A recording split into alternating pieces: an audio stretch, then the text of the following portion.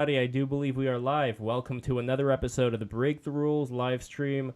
I'm your host, Lev Polyakov, and we are here to talk about migration, immigration, legal, illegal, documented, undocumented, and we are going to be talking about this today, debating about this today, rather, with two old comers of the stream, but they are young at heart, especially since both of them have kids, and I think that does kind of play a role in making you young. I bet you guys would agree. But we got Counterpoints, Connor, and we have Dave, aka the Distributist, joining us today. Welcome, fellas. And of course, for all of you guys tuning in, don't forget to like, subscribe, smash that bell, and leave a comment and all that good stuff. And also be sure to go to levslens.com, my Substack. I've become a really good writer, so be sure to check out the Substack. I have a new article about a certain organization of my people, you could say, that I don't think's been on the straight and narrow, if I'm being quite honest here. But at the same time, I also look into the malevolent list of the gentleman whose picture you see on the screen there. But anyway, that's going to be for later. Before you go to Substack, you're going to watch this. And this is a very dire issue right now. From what I understand, the border, it's been being penetrated through quite a lot. And let's start with Dave, your kind of lay on the land, or what exactly is going on here. With migration generally? Yeah, with migration, I'd say of the illegal variety first, as far as people going over the border. What's the situation in the U.S. right now? Look, I don't think there's a really big difference between legal and illegal immigration, to be quite honest, with the crisis it's providing. The fact of the matter is that there is going to be 1 billion new people in Africa. Most of them want to live in Western Europe or in America. Do these countries have the will to keep these people out, or the moral justification to keep them out? And if the answer is no, then Europe will become a majority African continent, along with probably North America, if the numbers are correct as they stand right now, and the systems that support these places will probably collapse. That's what we're staring down, and the governments that are in place right now, supported by the U.S. State Department, largely are encouraging this immigration in one form or the other, and there doesn't appear to be any way to stop it because our leaders don't have the will to stop it. I don't know. I mean, the question is, does any leader really have the will to actually push back on this? I'm not so sure even public opinion plays a role, because the public's been against this stuff for 60 years, and it's kept on coming. So I guess we have to prepare for the world that comes when these systems fall apart, which they inevitably will under this immigration. And people who are loyal or appreciate the original native cultures of these places are going to have to find some way to preserve these things in a new world. Well, like the great Smash Mouth said, they all start coming and they don't stop coming, fed to the rules, and I hit the ground running. Mm-hmm. With that being said, Counterpoints, do you agree with Dave's estimation of what's going to happen? And specifically, I want to focus on America here, because like Europe, I think it may be kind of a different ball game. But anyway, let's at least start with America here. So Counterpoints, go ahead. No, I mean, we can take it where you want to take it. And when it comes, I do think that these are different immigration problems. I actually do share some of the concern of Europe being stomped on. Reason why is they have abysmal birth rates. I want to say it's between, like, depending on the country, it's like 1.13 and like 1.6. There's almost nowhere on the continent that has any kind of positive demographic birth rate, and any positivity is including immigrants. So you basically have Europeans, like Northern Europeans, white Europeans. They're going to become minorities in their own countries, and it seems so far that the only people that care about that are Hungary and Poland. But it also seems like the policies that they've implemented to up their birth rates have not functioned at all. I think you basically saw like a temporary boost in Hungary, and then you saw it go back down as well. So it doesn't seem like public policy has much to do with it. People just they like their Funko Pops, they like condoms, they like PlayStations, they don't want to have a lot of kids. So, it's a demographics issue. And then I think what's happened effectively without consultation with the general population is Western leaders have done the math on our social safety net systems, and they've said the math doesn't work unless we have perpetual growth. So as a result, we're going to use immigration as a way to push the can or kick the can down the road from an economics model, and they basically know that they have to bring these people in order to make the money work. Whether or not these people can be fully integrated, when we're talking about Hispanic immigration, I think it's different than North African and African immigration. Whether or not West Africa is going to be able to immigrate to Europe and the United States, I think is a different question. And I also think that the quality of immigrant, if you're talking about banning immigration, legal and illegal, entirely in order to preserve some, homogenous original culture, I think that's probably a losing battle. If you're talking about targeting immigration, so it's more intelligent, so maybe you preserve the economic models for a longer time, but then you actually bring in productive members of society who help perpetuate a culture. I think that's a different question entirely, and I think good policy could get us there. So I could rant for another 5 minutes, but I'll leave it there. I don't know what the heck you just said. I mean, do countries not have the right to lower immigration, or say immigration can't come to preserve their cultures? Yes or no? Of course they can. You said it was a losing battle, but that's worked in Asia, it's worked in Israel, it's worked in every country outside of North America and Western Europe. Why are North America and Western Europe? I wouldn't necessarily say Israel is a good example here. Okay, well, you could say China. Okay, whatever. There are. I don't think China's a good example either. Oh, no, but okay, so all of Asia is a bad example. Well, Japan would be a good example. It's like every example of people. Let me ask you. So when you're talking about positive, okay, positive is obviously like a broad term. What is positive for you? What do you mean positive? You were saying that they need to be able to preserve their host cultures, and you cited a whole bunch of countries that you think are doing it better. So what is the advantage that these cultures have that you are envious of? They restrict immigration Japan has virtually no mass immigration into it. Neither does China, and neither does Korea. These places have rock bottom birth rates. If Korea had, Korea has lower birth rates than anywhere in Europe does. If they had any immigration from the outside, they would be immediately replaced in one generation. But the government doesn't do it. Well, if we could agree on some things that are going on in a lot of these homogenous societies, like if we're talking about Korea or Japan, or if we're talking about the Baltic states, for instance, there is a certain level of trust. Now, I would argue that trust is a civilizational level. I don't know if Counterpoints, you would make that argument as well, that people are just at a certain level of civilization where they all kind of know each other and trust each other, and anything like genetic-wise, that's not the most important thing here. Would you agree with that or no? Counterpoints. Well, I think we need to get to the, what is definitionally the problem. I know you were focusing on America versus Europe. So what's definitionally the problem? So I would say that some of the problems that we cited, some of the problems in the places that we cited, like Korea, like Japan, like China, is that they have insane population density. They have rock bottom birth rates. They have parts of their economy that are probably not going to be perpetuated in the future and will face some sort of stagnation and collapse.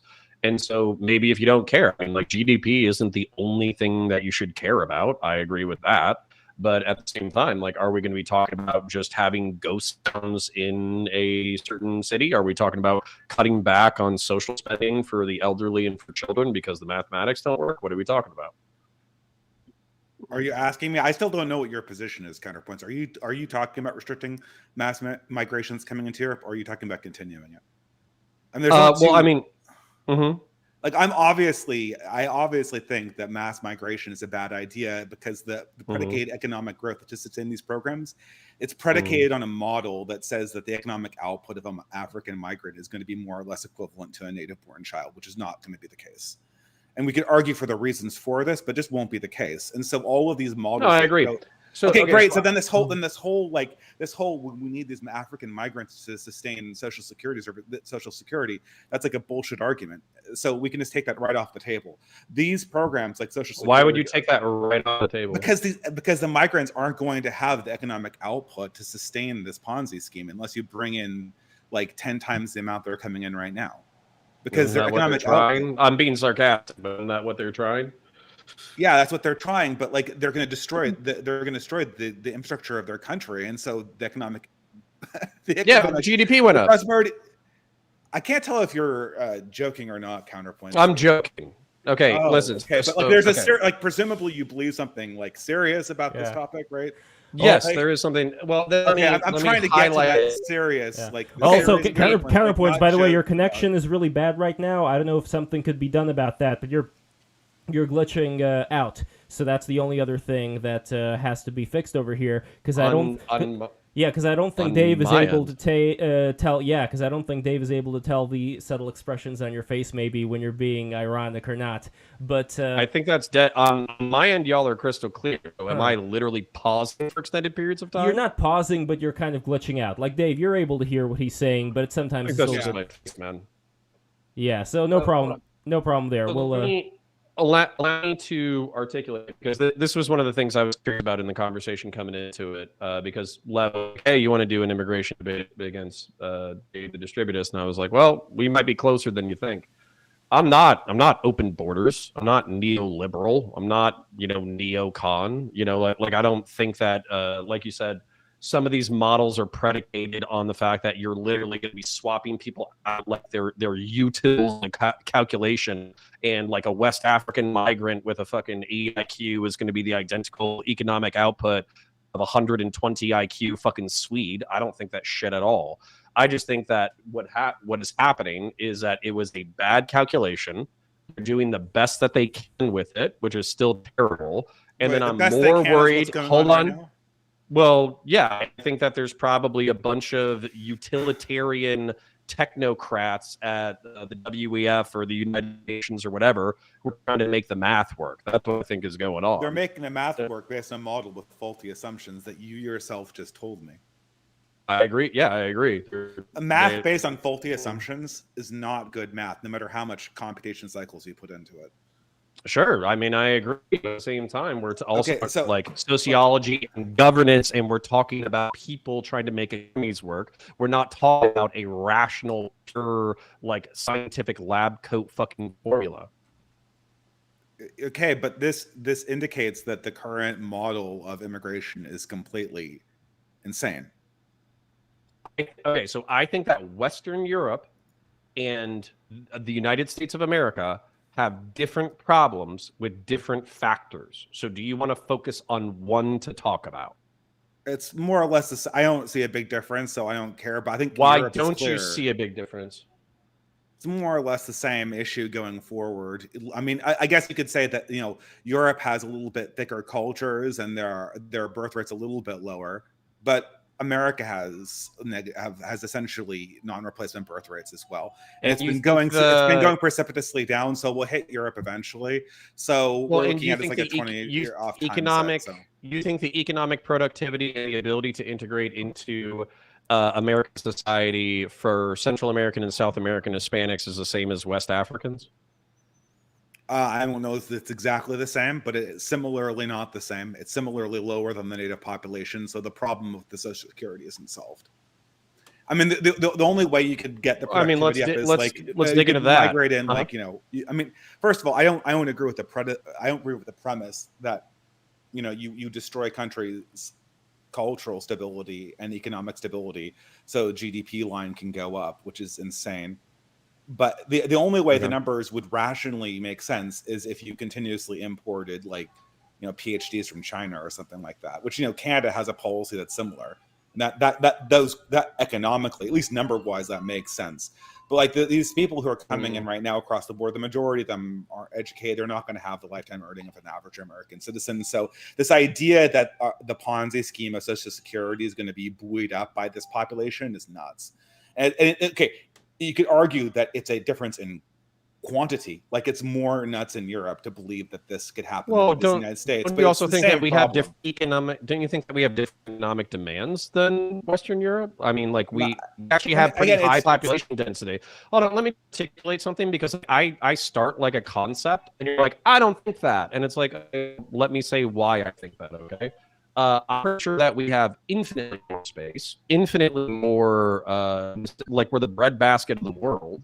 We have the capacity we have plenty of labor pools required that are low skill, uneducated, and not just that. Like Central and South America or Spanish colonial societies. These aren't like wildly alien, totally culturally disparate societies. We're talking about a parallel society between Northern European colonialism and Spanish colonialism. So unless you all have of these distinctions are distinctions huge in quantity, not quality of the thing. It's the same. Okay, problem. so you think that Mediterranean immigration and colonial culture is like a totally alien culture that completely incompatible with European? I said nothing about alien cultures. That was never part of the argument that I laid out for you. I said specifically. We're talking about the annihilation of the domestic culture. It's sufficient that they're different. They are not the same culture as the domestic culture. I mean, I'm very fond. Oh, come on. Wait, by the way, I don't want to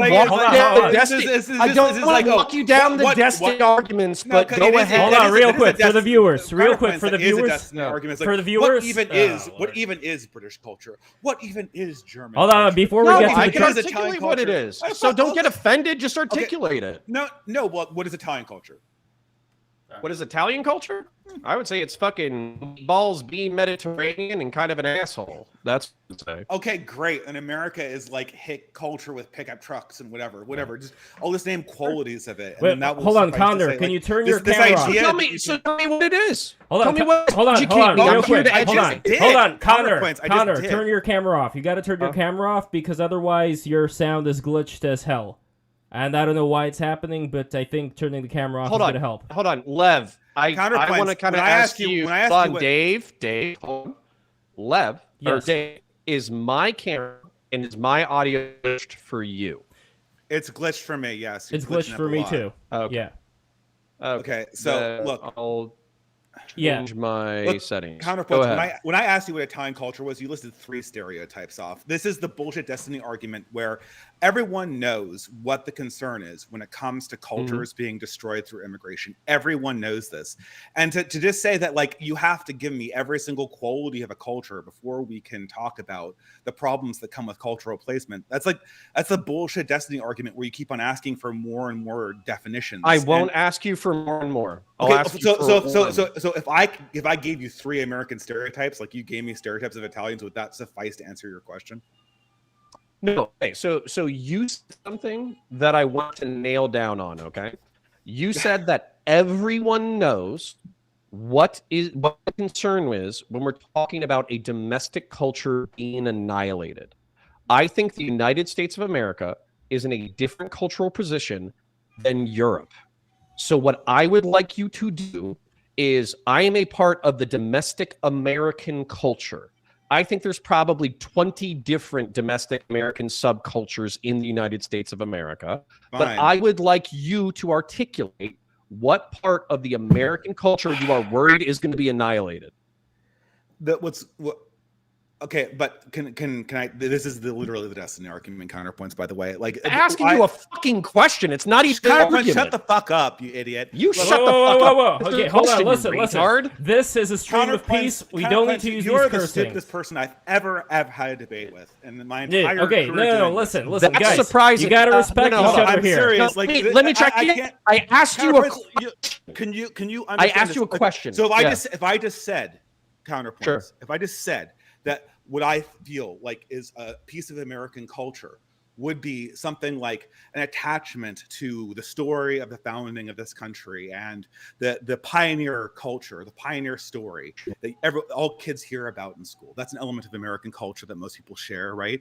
Not all subcultures share about it. Actually, very few people in Africa. Do you think I'm going to say that's stupid because you're projecting my answer onto me before I even say it?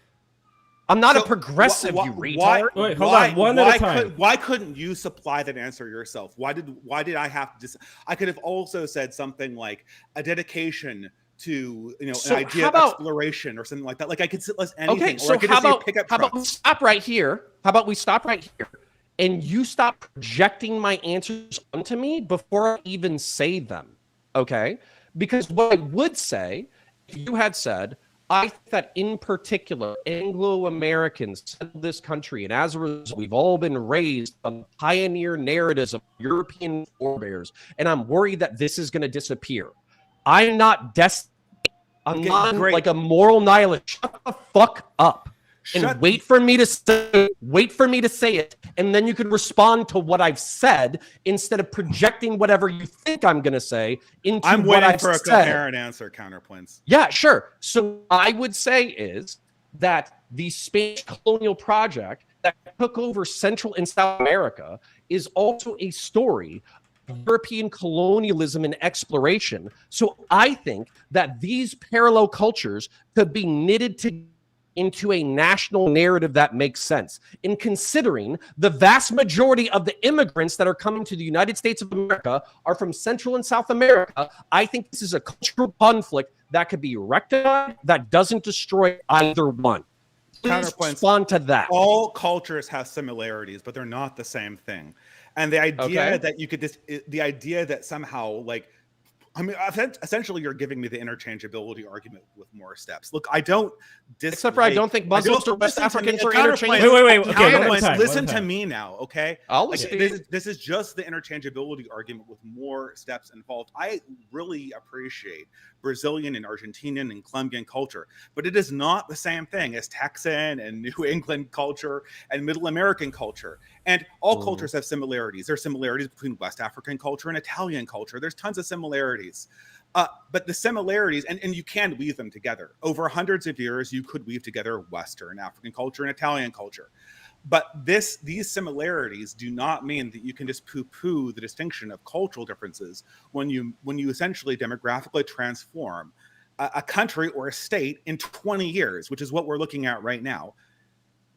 That's what I'm talking about. And, other than destiny arguments, this never gets answered. Okay, there's similarities between Guatemalan culture and WASP Texan culture. Congratulations. That does not mean that they have interchangeability or the loss of one is going to be meaningless.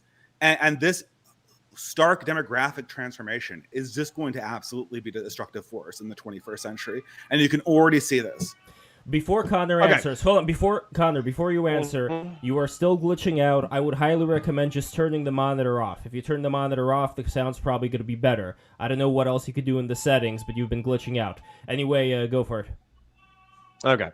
So y'all can hear it's not glitchy anymore? It's still a little bit glitchy. Again, I don't know what's happening in the settings there, and let's see. It doesn't make sense. I have a very expensive microphone. I have a decent internet connection. I don't know what the fucking problem is. I don't. Now it's a little bit better. And by the way, everybody, if you're enjoying the show, be sure to subscribe and like, and patreon.com/breaktherules. Become a patron today and get more of this hot action that Dave and Counterpoints have been providing. Okay. But seriously, guys, I think you agree on a lot. But anyway, go for it. Are you against mass migration then, Counterpoints? Like, can we get nailed? Of course I'm against mass migration, yeah. I don't think you should take unlimited amounts of fucking people into a country overnight. Of course. How do you define mass migration? I would say 300,000 people in a fucking month is probably mass migration. Okay, do you believe that we should try to stop the demographic transformations of these countries? America or Europe? Either one. And I don't see the difference between the two of them. The distinctions you've been listing have not been clear to me. Other than to assert kind of weirdly that the similarities between West African and Italian culture are big, the differences between Guatemalan culture and WASP New England culture are small, which is just an argument on quantity, and I don't even necessarily see the moral distinction. Okay, so I'll try to articulate it. So I think that when it comes to Europe, there are ethnicities that have formed over hundreds, if not thousands of years. When you're talking about Poles, when you're talking about Ukrainians, when you're talking about Russians, when you're talking about French, you're talking about Anglo, these are people who have largely organized and become a part of a geographic region with a language that they can trace back hundreds, if not thousands of years. And they also have a Christian cultural heritage that they can absolutely trace back 2,000 years. And they even have pagan cultural roots that they can trace back thousands of years. I think that when it comes to the United States of America, we actually have a relatively more unique founding in the fact we're not just white Anglo-Saxon Protestants, we're also Ulster Scots, we're also Celts, we're also Scandinavians, we're also Nords, we're also Mediterraneans, we're also Hispanics. There's we're also West African, by the way. So there's a shitload of things in the United States of America that says that we have a civic nationalist charter that integrates multiple ethnicities and largely badgers them culturally into the white Anglo-Saxon Protestant conception of work. I'm not a WASP, I'm a Celt. And so I think that we could go to the parallel colonial story of the Hispanics that are coming to the country and say, hey, you fuckers, you want to live in the United States, you're going to integrate our culture. You're going to learn culture? our Whose language. Culture? What does integration into American culture? Wait, let him. Well, I always bring this up, and there's never a good answer. What does, other than learning the language and being nice and following like the corporate HR principles, what does integration into American culture mean? Go. I would literally say liberal institutionalism, speaking English, and working your job, paying your taxes, and not committing crime. Okay, well, so it's basically just speaking English and being nice and following HR guidelines. Yeah, you're right. You know, that's bullshit. It's the same culture as every other place. I would also every other place. Speaking the native, actually really speaking the native language, speaking the native language, working and paying taxes is speaking. What's every other place? Tell me. Okay, look, if I were to say like, oh, everywhere is liberal. Shut up, Counterpoints. Listen for once in your goddamn life. Look, I've been listening to you the entire fucking time, bud. No, you just don't have any. The problem with Counterpoints, you just don't have any ideas. You don't think. All of these places, fucking time, motherfucker. One at a time. You're not that smart than me, so fuck off. Fucking I am not. You're right. I'm not very smart, but I'm smarter than you. The doubt. No, that's actually not much of a compliment to myself. I just don't think you have any ideas that are worth anything. Yeah. Look, Counterpoints. Think about this for more than a few seconds, okay? So your idea of American culture is just assimilation, just follow the law, make money, pay taxes, and speak English. That's what every other culture requires. If I were to assimilate into English culture or British culture or Canadian culture, I say, what does it mean to assimilate into Canadian culture? Well, speak English, pay your taxes, work. So America, England, Canada, all according to this assimilationist model, all have the same goddamn culture. Why do you think that is? Please give me that, Mr. Fucking Genius. Because that, what do you mean why I think that is? That's because the immigration system can't actually get people to assimilate into a broader culture because we don't have the concept of ourselves. You dense, stupid fuck. What do Canada, England, and the United States share in common culture? Oh my God! And in France, it'll be French. They say where common is language. Sourced from? Where is it's from? English? But it's the same thing. And what is one of the largest governmental contributions? And what is one of the most historical and largest contributions in history of England? So, according to you, all of these people have the same culture because they share those three things in common. Counterpoints. Is that literally what you're saying? The three things. Okay, hold on. Let me follow you down. Yeah, this is why you're not thinking about any of this shit. No. Question. Shut the fuck up. Shut the fuck up and answer the question. What is the largest cultural contribution of England to the fucking world? The language, but that's immaterial to the question I just asked you. Okay, you're actually retarded. It's liberal democracy based on a Republican model. Okay, no, whatever, please, fine. No, please. Tell me how I'm historically wrong when Rome exported republicanism. Right? Hold on, shut up. When Rome exported common law and republicanism to all of Europe, Europe spent 1,000 years trying to rebuild the Roman Republic. England largely succeeded in it, created liberal. Hold on, shut up. Liberal democracy, and then exported back to the world. Did you just tell me that Rome exported republicanism to the rest of Europe?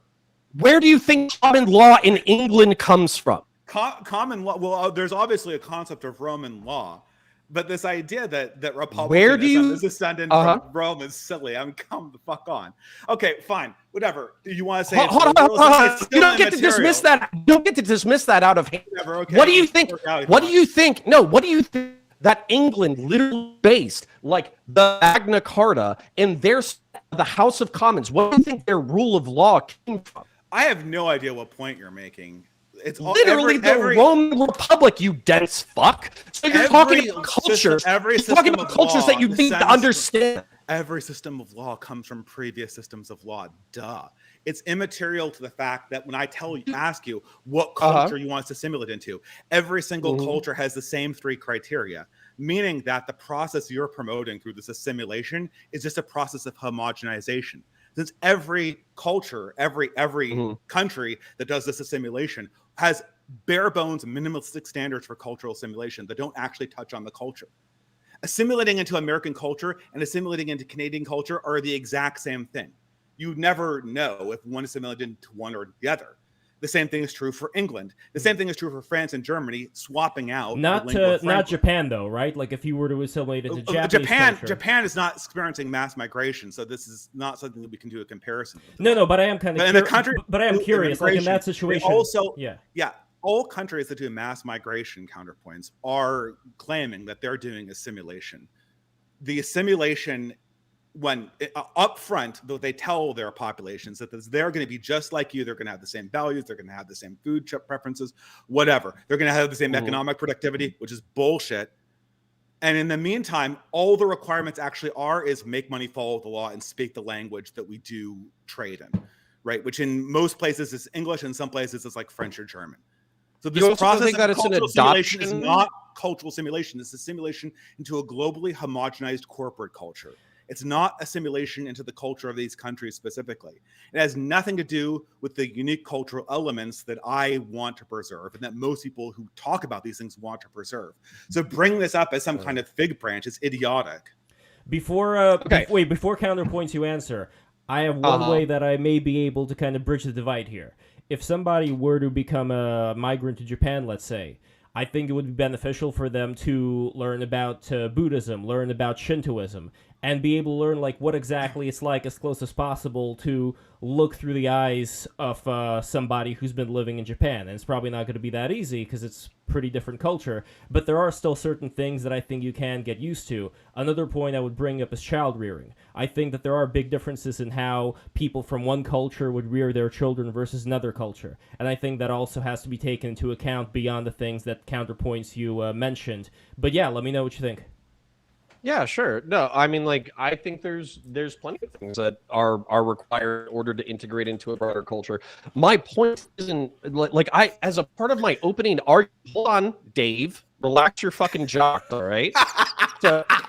So number one, keep up counterpoints, keep up. You keep telling me to keep up. You literally are ignorant of European history, so I don't know who you're telling to keep up. So hold on. Rome's republicanism to Europe. Okay, go for it. You stupid dense fuck. Okay, this is literally true. Stop freaking out and make your point counterpoints. Go for it. No. Because you're being haughty. No. This is annoying the fuck out of me. Because you're being haughty. Because you're being haughty, but you're wrong. I'm wrong. And Rome did republic. Okay, one at a time. Okay, counterpoints. No. So let's make this point. Charlemagne, one of the greatest rulers of France, what do you think he's trying to restore? The fucking rule of law, republicanism, and literacy that the Roman Republic brought into the modern fucking world. So you're talking about you're talking about a French person who literally dicks up the Roman Empire so fucking hard that he wanted to reinstitute it in France. And you're smirking and smiling like I'm fucking wrong, but you have no idea what the fuck you're talking about. Everyone wants to restore Rome, but that's not the claims you made in the previous sentence that I'm currently laughing at. It was another claim you what's made. The claim? The republicanism start, but go on. We're off topic. What do you think Republican is? What do you think Republican is? Is a system of government that was abolished largely before these places assimilated into the Roman Empire. Okay, and what? So definitionally, what republicanism is? What do you mean? You mean Roman republicanism?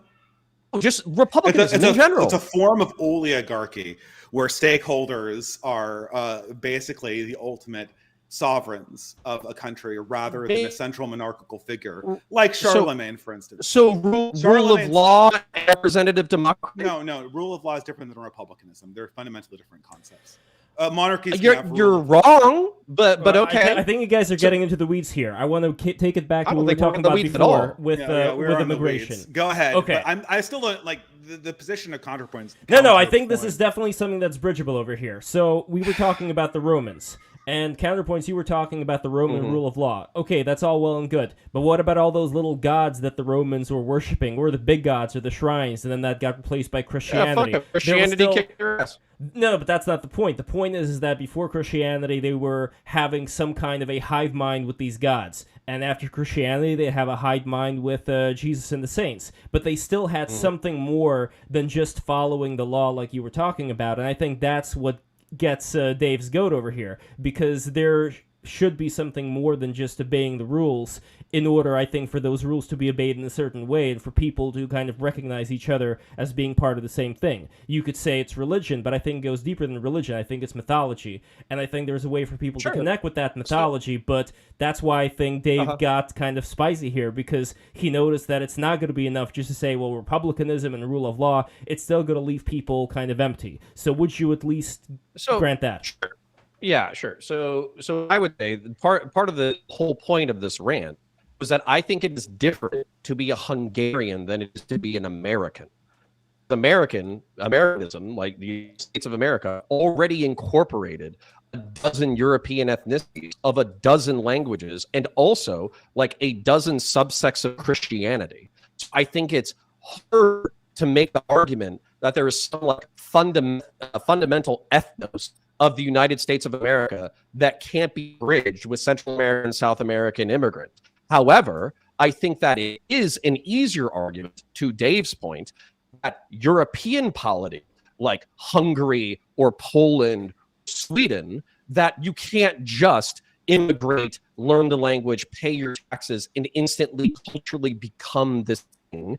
And part of my with this, in reference to differentiating South America versus like North Africa and the Middle East and in West Africa, is there are wildly divergent linguistic and ethnic and religious traditions in the polities. So I see this as less of a problem in the United States and more of a problem in Europe.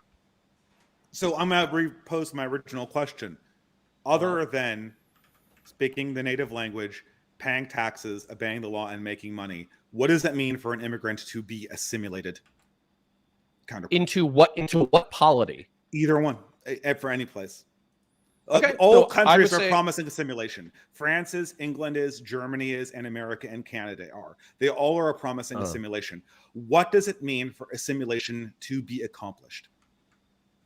Yeah, so I would say that in the United States of America, we're under a liberal democracy. What we talked about, which is be nice, pay your taxes, don't murder your neighbors. I said other than that. That was the caveat to the question. And what I said, if we're paying attention to the answer, is United States. I think that is sufficient because we live in a liberal democracy, which makes no demands of your religious beliefs. So America has no culture? No, I think America has dozens of subcultures. Okay, but the immigrants will not assimilate to the subcultures, obviously, because that's not part of what you're saying right now. Well, I think we already have Central American and South American, North American subcultures. And in Europe, will they assimilate? The standards are more or less the same in England. I know that's exactly what they say, right? Okay, well, what I'm worried about in England is because you have people who are coming from places that don't have the same conceptions about liberal democracy or republicanism or learning the language or integration or what requires a violent response. I'm worried that they are going to have an infinite harder time integrating those people into their societies. We haven't even established what integrating those people into the societies means for Europe. Are you saying that it's the same as America or different? I think that, okay, so I'm not trying to be evasive. If it's different, how is it different? Okay, I'm not trying to be evasive. I'm trying to say that's up for those polities to decide. If they that is an evasive answer, yes. Okay, so hold on. Because I know what these polities want. What polities want is they want the immigrants to 100% adopt their customs when it comes to child rearing, tradition, history, food preparation, the works. They want, like, if you ask a Frenchman, what does it take for an immigrant to assimilate into French culture? They mean that they adopt all elements of French culture and zero elements of their home culture. This almost never happens. And so I was about to say, is that a realistic expectation? No, it's not. But this is how it's sold. It's sold on a lie. Assimilation is in most cases a lie, and this is why this. Do you think a Frenchman? Hold on, I want to ask you about your own example. If a Frenchman, walks out of his fucking door in Marseille and sees like an Algerian man who speaks French and who is nice, and he sends his kids to the lycée down the street, and the kids are nice, and they pay their taxes and don't bother anyone. Is it really like a burr up the Frenchman's ass that they cook Algerian food inside their house? Who wants to preserve French culture? It is. Because the Algerian not only has different food and different religion, the Algerian also has different understanding of his history. And to a Frenchman, when they look at the French Empire and the history of France before the 20th century, they see, a glorious achievement, all the civilizational production. When the Algerian looks at it, he sees imperialism and he sees a humiliation. This difference cannot be understated, and generations of Europeans saying that this difference would not be an issue have been proven wrong again and again and again. And hey, maybe we'll just sweep this under the rug again. Counterpoints, but pay your taxes, taxes, earn money, make GDP go up, and speak the native language is not sufficient to communicate somebody into a general culture. And it's going to be very, very, very apparent that they're different. It's going to be very apparent that these two groups are different. You can open your eyes in Paris and see these groups being different.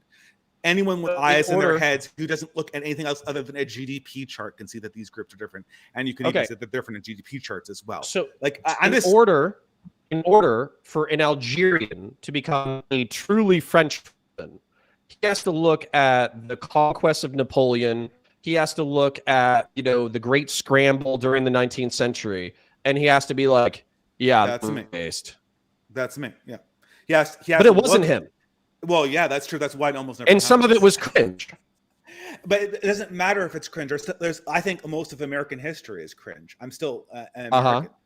And I don't even like America very much, but it's part of and I'm more immigrant than even Ellis Island immigrants. One of my parents was born in Europe. So, I have very little connection to this. The thing is it doesn't matter if it's cringe. A lot of history is cringe. The thing is that you see that cringe as being your cringe and not somebody else's cringe. And the thing is that you're right. You're right. They're not genetically. You don't think it's fun to find out about different historical baseness changes? That's not. We're talking about how people usually fight these things out in real history.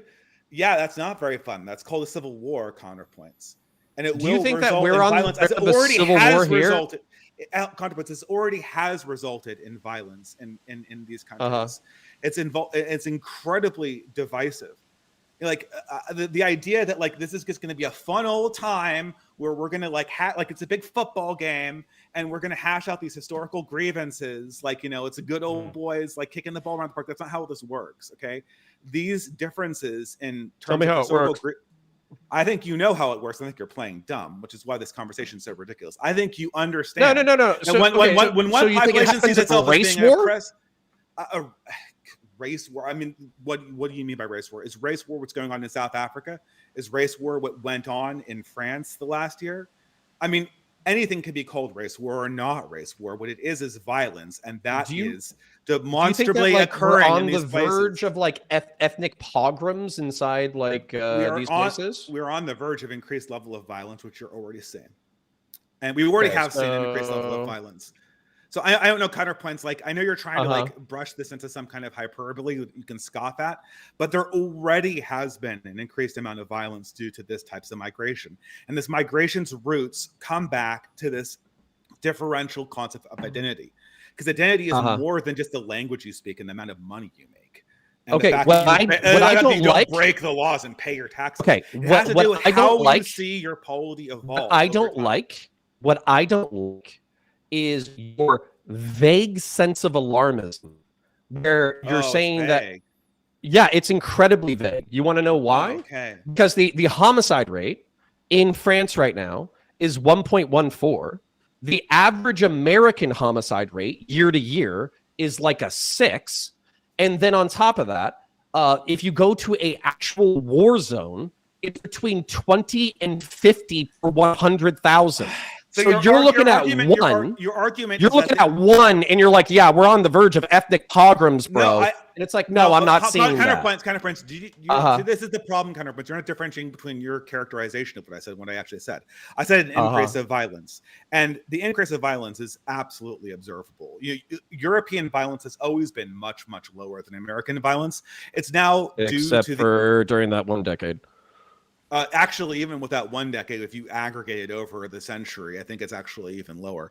And that's us literally if you coming ignore in that bombing. 1,000 years. Well, we're talking about modern times and not times during which America didn't exist. So I have to actually the two examples existing are required for the comparison to be made functional like counterpoints. This is a nuanced understanding in statistics that both populations have to exist for you to compare them with numbers. But if you you'll see that America, levels of development and education while we're making comparisons? Has always had a higher crime rate than did Europe.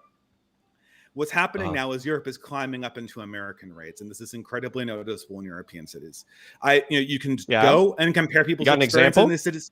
What? Paris, London, a number of cities in Sweden. Are you denying this? No. Hold on. Are you denying the crime increase? Hold on.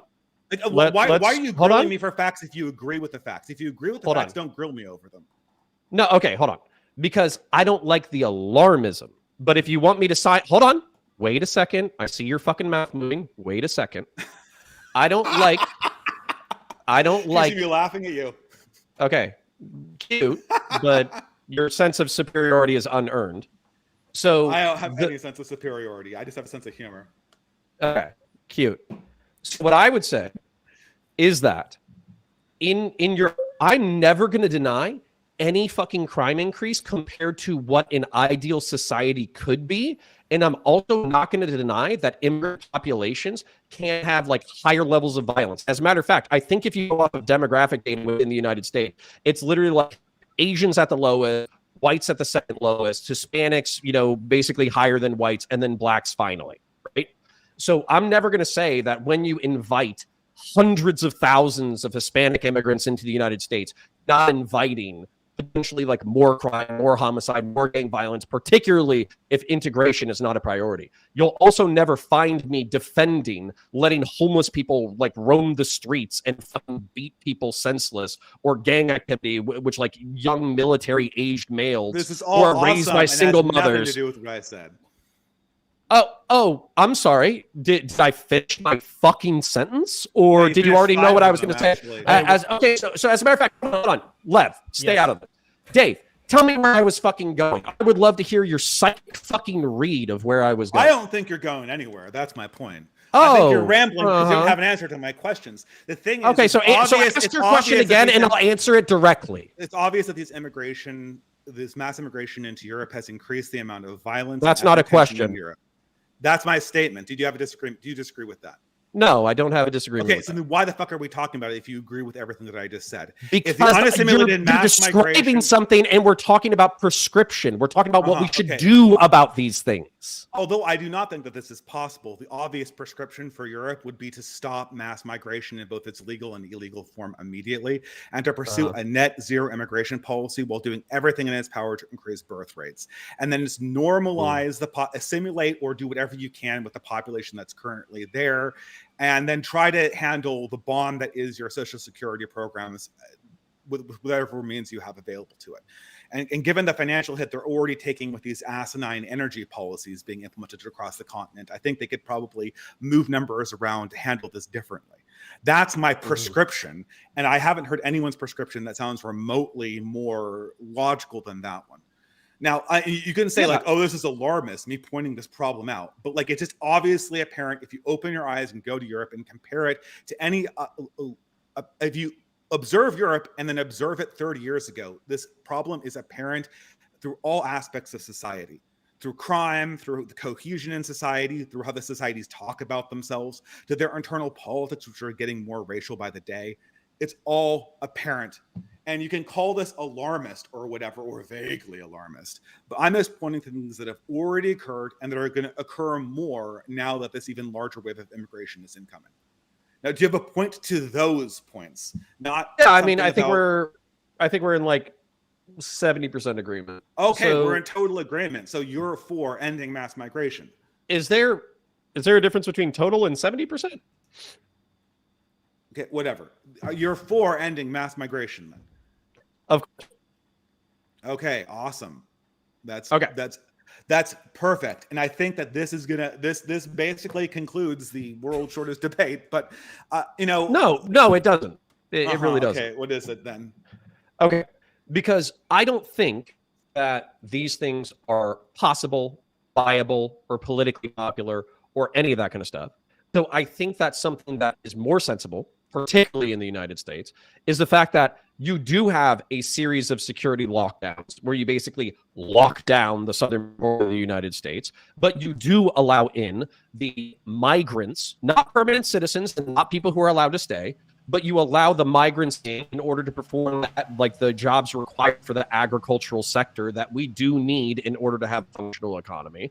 Then what you do is you filter out all the dog shit immigrants that you don't want, the criminals, the felons, et cetera, et cetera. And if you deport them multiple times and they keep sneaking into the system, then guess what, bitch? You got a 20-year fucking sentence and you're staying in an American prison. We're not sending you to Guatemala where you can pay the fucking guard $200 and get out the fucking next day.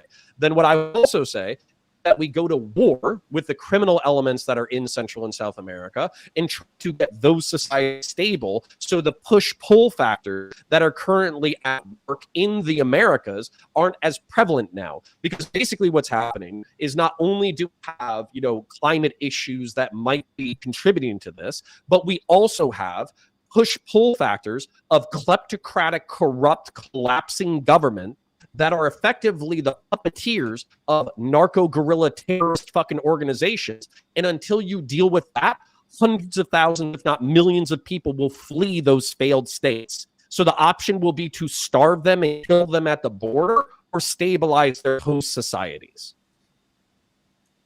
I'm fine. That sounds cool. That's way more than we're doing right now.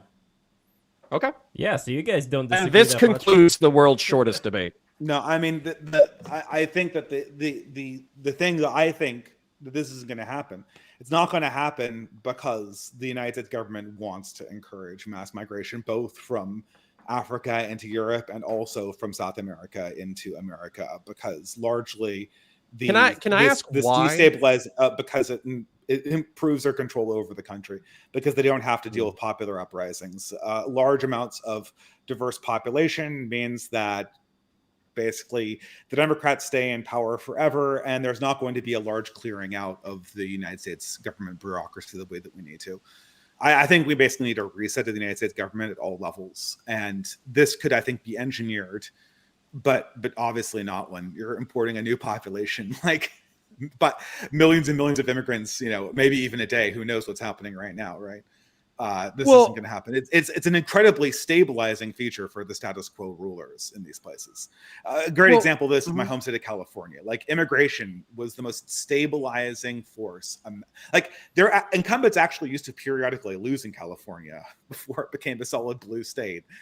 This has been the most politically stabilizing force of all time for the California Democratic Party, and it's a political stabilizing force for the current rulers of our government as well in this country.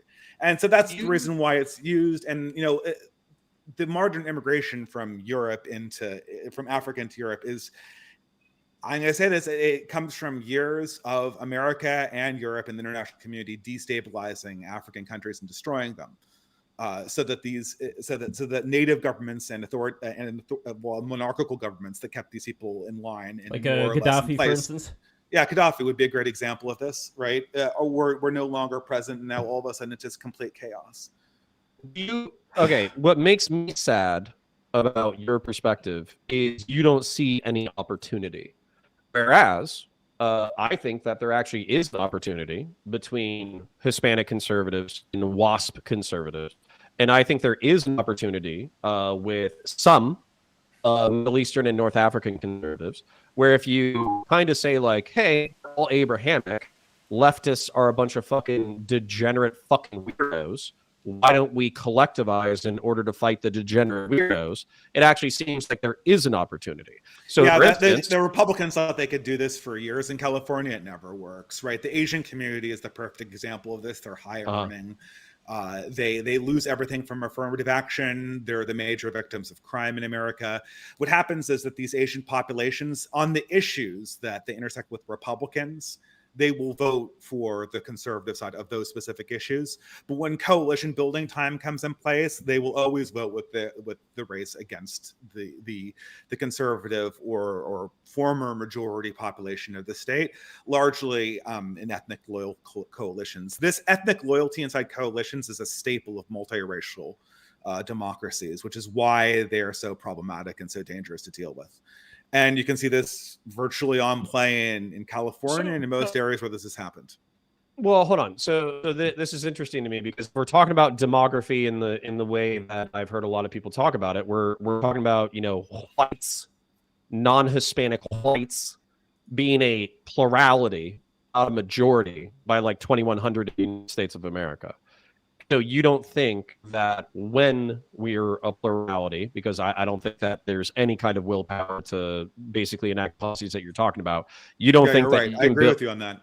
You don't think that you can build you would by default you would have to build an ethnic coalition between conservatives along multi-ethnic lines because there's a plurality of demographies that are available. Yeah, I mean, I guess it's not outside of the realm of possibility, but the ethnic divisions inside the countries actually make it much easier to keep these coalitions from coming about through the process that you see in California. Like the Asian community in California is the perfect example of this. But don't you think California is a weird example? Don't you think California is a weird example because they have an especially strong machine politic when it comes to the Democratic Party there? Would it you could do Vancouver, BC too if you wanted to. I mean, no, but that's also like a very leftist place. So I would say let's pick a place that's not going to be so leftist and see how that goes. You know, California was not actually a leftist before the mass migration hit. People don't know this. It was the Reagan state. No, sure. Reagan was a fucking Democrat. Like, come on, that's kind of revisionist. I mean, you know, what do you mean? Like Reagan and Nixon? He did amnesty. He did he passed the assault weapons ban. Reagan was a fucking Democrat in a lot of ways. I am way to the right of Reagan, and so in my book, they're all filthy liberals. But and I mean that in the classical sense, in all senses of the word. But this idea that the California of the 1950s was as progressive or comparably progressive to what it is now is nuts. These immigration waves actually drag the states or the places they occur far, far, far to the left. And the how conservative these people are in their native countries has almost no bearing. For instance, I'm sure you know this statistic, Turks in Germany. Who do they vote for in Germany? Because Turkey has this weird system where if you're born in Turkey, you can vote in Turkish elections. So how do Turks vote in Germany? Well, they vote for the far left party. So that's probably when they want immigration, right? When they send their vote back home, who do they vote for? The fucking theocrats? Right wingers. Yeah. Okay, but Counterpoints, this is a complete contradiction to your idea that the manifest objective conservatism of these immigrant populations is going to drag the politics of these places and anyway to the right. I'm going to take a stab. They could be personally I'm going to take a stab. They could be personally conservative, but the political incentives of living in a multiracial society will mean that they will always coalition against their rival ethnic groups. This is how it's always worked. It's worked this way in Lebanon. It works this way in Austro-Hungarian Empire. It works this way in modern America and modern California. They could be personally conservative, but if the coalition that they feel represents their ethnic interests is going left, they're going with their coalition. Can I take a stab at the primary motivation of why they're voting for their ethnic coalition with the Democrats? Is it going to be human nature? Because that's mine. Be immigration. So, yeah. I mean, they want more political power. Yeah. So I would say what I would say. Certainly. Okay. So let's just say that I'm the head of the Republican Party real quick. in California. In California. Yeah. I would say You're trying to get Hispanics. Yeah. Okay. I'm not saying it's going to work. I'm just going to say this is my. I'm trying to ride the wave, not fight it. You know, I'm pretty sure if you take a sword and you start stabbing the ocean, you're going to fucking lose. If you turn your sword into a surfboard, you got a chance. So what I would say is Hispanics. Don't you hate all these stupid fucking degenerate leftoids trying to teach their progressive agenda bullshit to you through the progressive education system? I would say, black conservatives, aren't you fucking sick of all these fucking leftoids shitting on your religiosity and shitting on you? And aren't you also sick of the fact that they seem to create every perverse incentive in the world in order to keep your society, your corner of society, a fucking shithole where they treat you like guaranteed votes? How about we actually try to address the issues within society by making sure that you have some level of access to opportunity, and then we can all realize the American dream? Now, I'm not saying that's going to fucking work, but that's going to work a lot better than Hispanics get out. But any ceasing of mass migration will be perceived as Hispanics get out. Sure. You might need to resell. That's your policy, not my policy. You just said you wanted mass migration 15 minutes ago. Counterpoints. What are you? Yeah, sure. I would say we leverage. Okay, so I would say we leverage the limited. Hold on. I say we leverage the limited window of political relevancy that conservatives have inside the United States of America, and you say we're sick of this shit. We're sick of 300,000 people coming in per month. This is a stupid fucking policy from a national security perspective. This is a stupid fucking policy from like a social safety net perspective. We now have New Yorkers complaining about how they don't have enough logistics infrastructure to support migrants, despite them wanting to fucking single-handedly blow every single person who comes across the border and give them a fucking hotel room. So if we're serious about this being a problem, then we need to make sure that we're straining out all the bullshit, and that starts with a secured border, and that starts with an intelligent immigration policy. Great. That would be my pitch for right now. Do you think this will sell? I think it would sell better than Hispanics free get out. Counterpoints. That was the position of the California Democratic Party, and then that was perceived by the Hispanic community as Hispanics get out. Close the border. That was Trump's policy. That was perceived as an attack upon Hispanics. Yeah, that's why. Okay, but that's why you need to be nuanced about like allowing migrant workers who support the agricultural industry to be able to come and go. What you're talking about is when you say Hispanics get out. Migrants from Mexico that went back and forth in special permits to do that have been a staple of California for 150 years. That's not the same thing as the mass migration we've experienced in the last 50. Is this category? I agree, different. And that's never been a political controversy either. Like these sort of like confusing the mass migration that's happening right now with like seasonal migration from Mexico specifically. We're confusing like two incredibly different phenomenon. I'm not confusing those phenomena. I think Democrats are intentionally propagandizing by confusing those two phenomena. Okay, great. But the thing is regardless of the fact that Republicans have been saying exactly what you say, the reason why this never gets through is you pointed out, like immigration improves. It essentially improves the political cloud of Hispanics living in California. Therefore, Hispanic leaders always support more migration into the state, even if it disadvantages individual Hispanics living in California by depressing wages. And the thing is that when it comes down to multiracial societies, the ethnic groups always coalition up and jockey for power inside coalitions inside the state. This always happens. And because immigration provides a political incentive for Hispanic leaders to be on the Democratic side, the Hispanic polity, by and large, will always be on the Democratic side. And this is why Republicans were gobsmacked when they pursued just the strategy you're proposing right now in the 90s.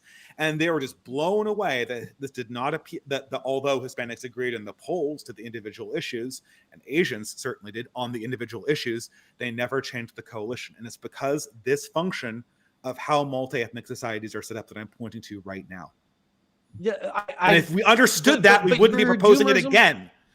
Okay, but your doomerism is misplaced because I literally Googled fucking Hispanic support for the Republican Party since 1960, and it went from like 24% to 39%.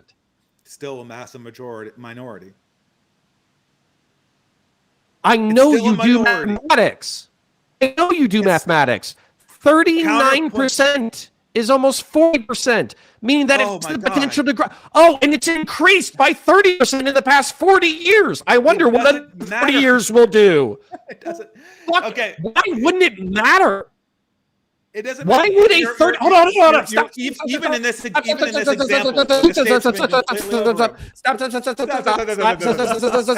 Stop. Why? I want you to answer this specific question. Why would a 30% increase in support for Republicans and conservatives over the past 40 years not be relevant to our conversation? 20 seconds ago, you were saying that it was by and large Hispanics were always going to support Democrats and we're not going to change shit. How is a 30 to 40% increase in support for Republicans and conservatives over the past 40 years not a issue of relevance? I mean, it's relevant in the quantity, like it's not as bad, but then pound for pound, the population increase will still favor the Democratic Party. So it doesn't matter until it tips. What do you think another 40 years is going to bring? Another 40 years is going to increase the Hispanic population's percentage of California probably by another 20%. So the thing is, we have to look at this in terms of counterpoint statistically, right? Is that the difference between a Hispanic voter and an Anglo voter is larger than that of the difference between a Hispanic voter 30 years ago and a Hispanic voter now by at least 30 points. So if you replace a white voter or an Anglo voter, as I like to call them, with a Hispanic one, even if the Hispanic voter becomes a less loyal Democratic Party member, you still will increase the power of the Democratic Party because of the fact that the difference is not simply between Hispanic previously and after. It also has to do with the Hispanic and the Anglo. You're replacing populations that voted 60, 70% Republican with ones that vote, oh my God, 40% of the time for Republican and 6% of the time for Democrat. So it's the relative change. And the relative change is not just inside the groups, it's between groups. But you're saying like 60, 70% fucking Anglo for Republicans. If I Google like, white, because I don't think I can find Anglo-Saxon demographics specifically, but if I Google like I don't know the exact number, but I'm using it as an example. No, but if I Google like white support for Republicans and Democrats, am I going to find a 2-to-1 ratio for Republicans? Like, I'm going to find a 50-50 split. In California Republicans, No. California, you're fucked. You're not. I'm not going to. It used to be a Republican state. Counterpoints. That's what my point is. It used to be a Republican state. No, but the interesting question here, if you replace one population with the other, even if that population is becoming more diluted, the fact of the matter is the population that it's replacing was more Republican than the one that's coming on, even if the force of that one coming in is less completely loyal to the Democratic Party. This is this is exactly. I'm not unfamiliar with your argument. Counterpoints. This was the argument of California Republicans in the 1990s. That we increased our percentage of Hispanic voters by 10%. In the 90s. Therefore, if we do 10% every decade, then maybe we won't be completely locked out of electoral politics in 10 years. And what happens is it's diminishing returns, right? You get a little bit more for the outreach, but then overall the population shifts in favor of the groups that support your enemies. And this happens again and again. I don't know what to say, right? I'm not dumb enough to jerk myself off and pretend that like we are going to reach 50-50 in Hispanics. And I think by the like Republican versus Democrat voters and Hispanics. And I think that by the time we do, it's basically going to be a Hispanic country. So we'll be. Sounds like your point is pretty dead then, right? If you're never going to reach 50% of Hispanics and it's going to be a Hispanic country, then you will solidify the Democratic majority. Absolutely. No. I'm saying that by the time that Hispanics are split evenly between Republicans and Democrats, then you're basically going to have the what do you call it? It's not the 50-50 split. there's majority, minority, and then there's one more. I think it's called plurality. Yeah, so I think I'd be at plurality by the time that Hispanic just split 50-50. But Counterpoints, this is not a viable plan. This just feeds more power to the Democratic Party and the establishment oligarchy that rules the State Department. You're right that if you're trying to erase the country down to its constitutional foundations, build something new, it's too late for that plan. 100%. Okay, well, the reason why I need to melt the country down and rebuild it is because our entire financial system is built on debt, which you pointed out as a necessary reason for immigration to begin with. To defuse the debt bomb, you need to restructure the government at a fundamental level. That will require us getting rid of essentially what is the unelected government, which is basically, for all intents and purposes, the Democratic Party, which represents the unelected governments in all its functions in this country. I'm not trying to black. I'm going to ask you a question. Perspective. Do you think that it's more likely that the debt bomb will implode, and then we'll just have anarchy for a few generations before we rebuild something? And what will happen is we'll have that ethnic plurality vying for power in the anarchic aftermath. Yeah, is that more likely than what you would hope for? Well, I mean, that's that is likely. I don't know how to evaluate how likely they are. That's my nightmare scenario. That's what I'm trying to prevent. Because like a multi-ethnic polity dissolving into anarchy with no security is not a fun situation to be in. And if you read history, it is okay. So you have this debt bomb and this demographic bomb on your hands. All mass immigration does is kick the can down the road into when this debt government bomb needs to be dissolved and restructured. Yeah, no, Lev, we're finding consensus here. So okay, great. So how are you going to? So your goal is also to restructure the government fundamentally to dissolve this debt bomb. No, I think the debt bomb is going to go off. So I think it's just a question of playing the game until the House of Cards falls down. So you're looking at anarchy.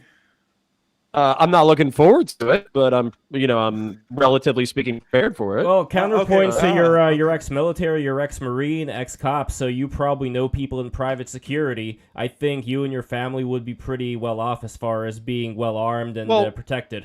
Okay, so if I'm speaking with some black-pilled people in the audience or whatever, let me tell you, it's like hope is not a plan, right?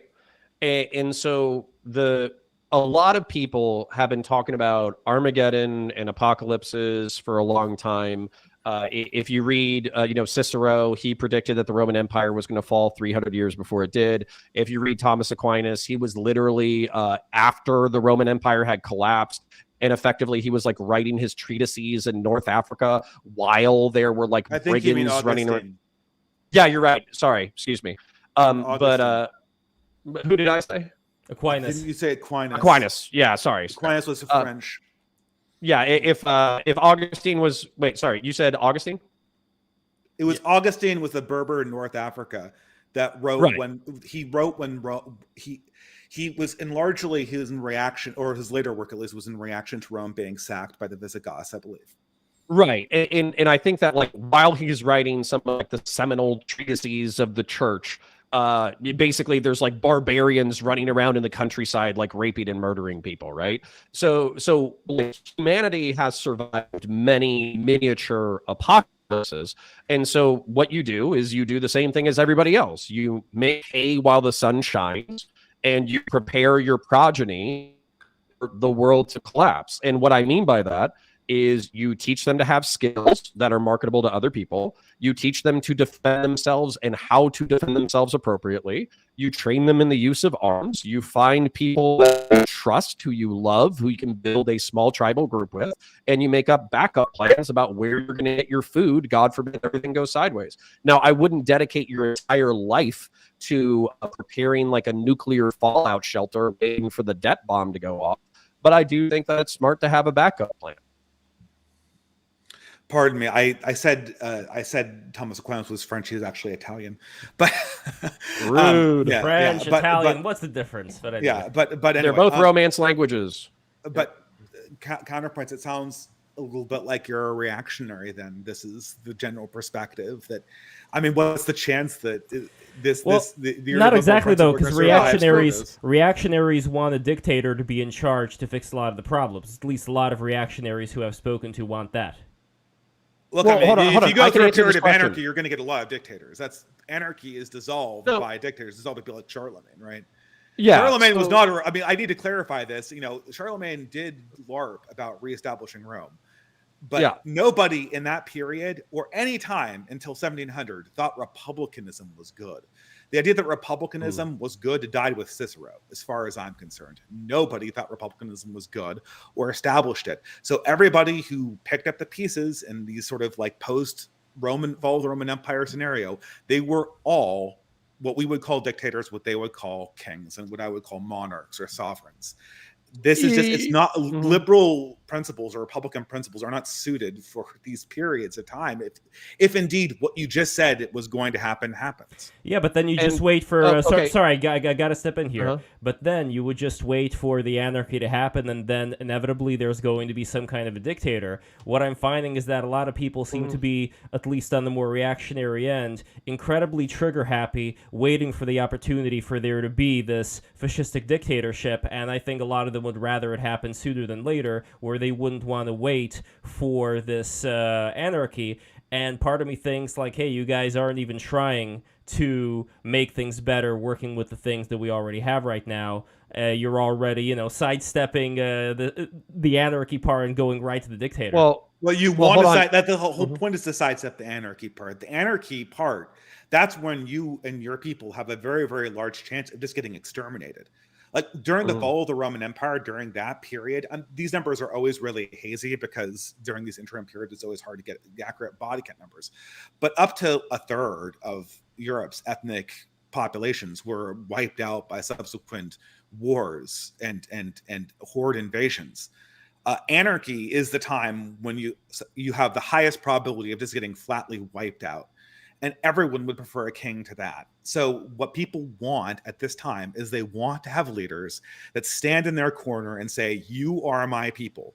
I am your king. And I'm going to represent you in politics and in war by my sacred oath. And in turn, you'll give me your loyalty. Well, that's what people want, and they want that because they don't have anyone who's standing up there and defending their interest right now. Well, kind of like Nazi Germany, right? Like, I don't mean to go there, but that is a pretty clear example of a very strenuous time for a lot of people. People were thinking, we don't want to get into a state of anarchy. We see the commies coming, in Russia. So this is going to be the best thing, the best decision for us at that time.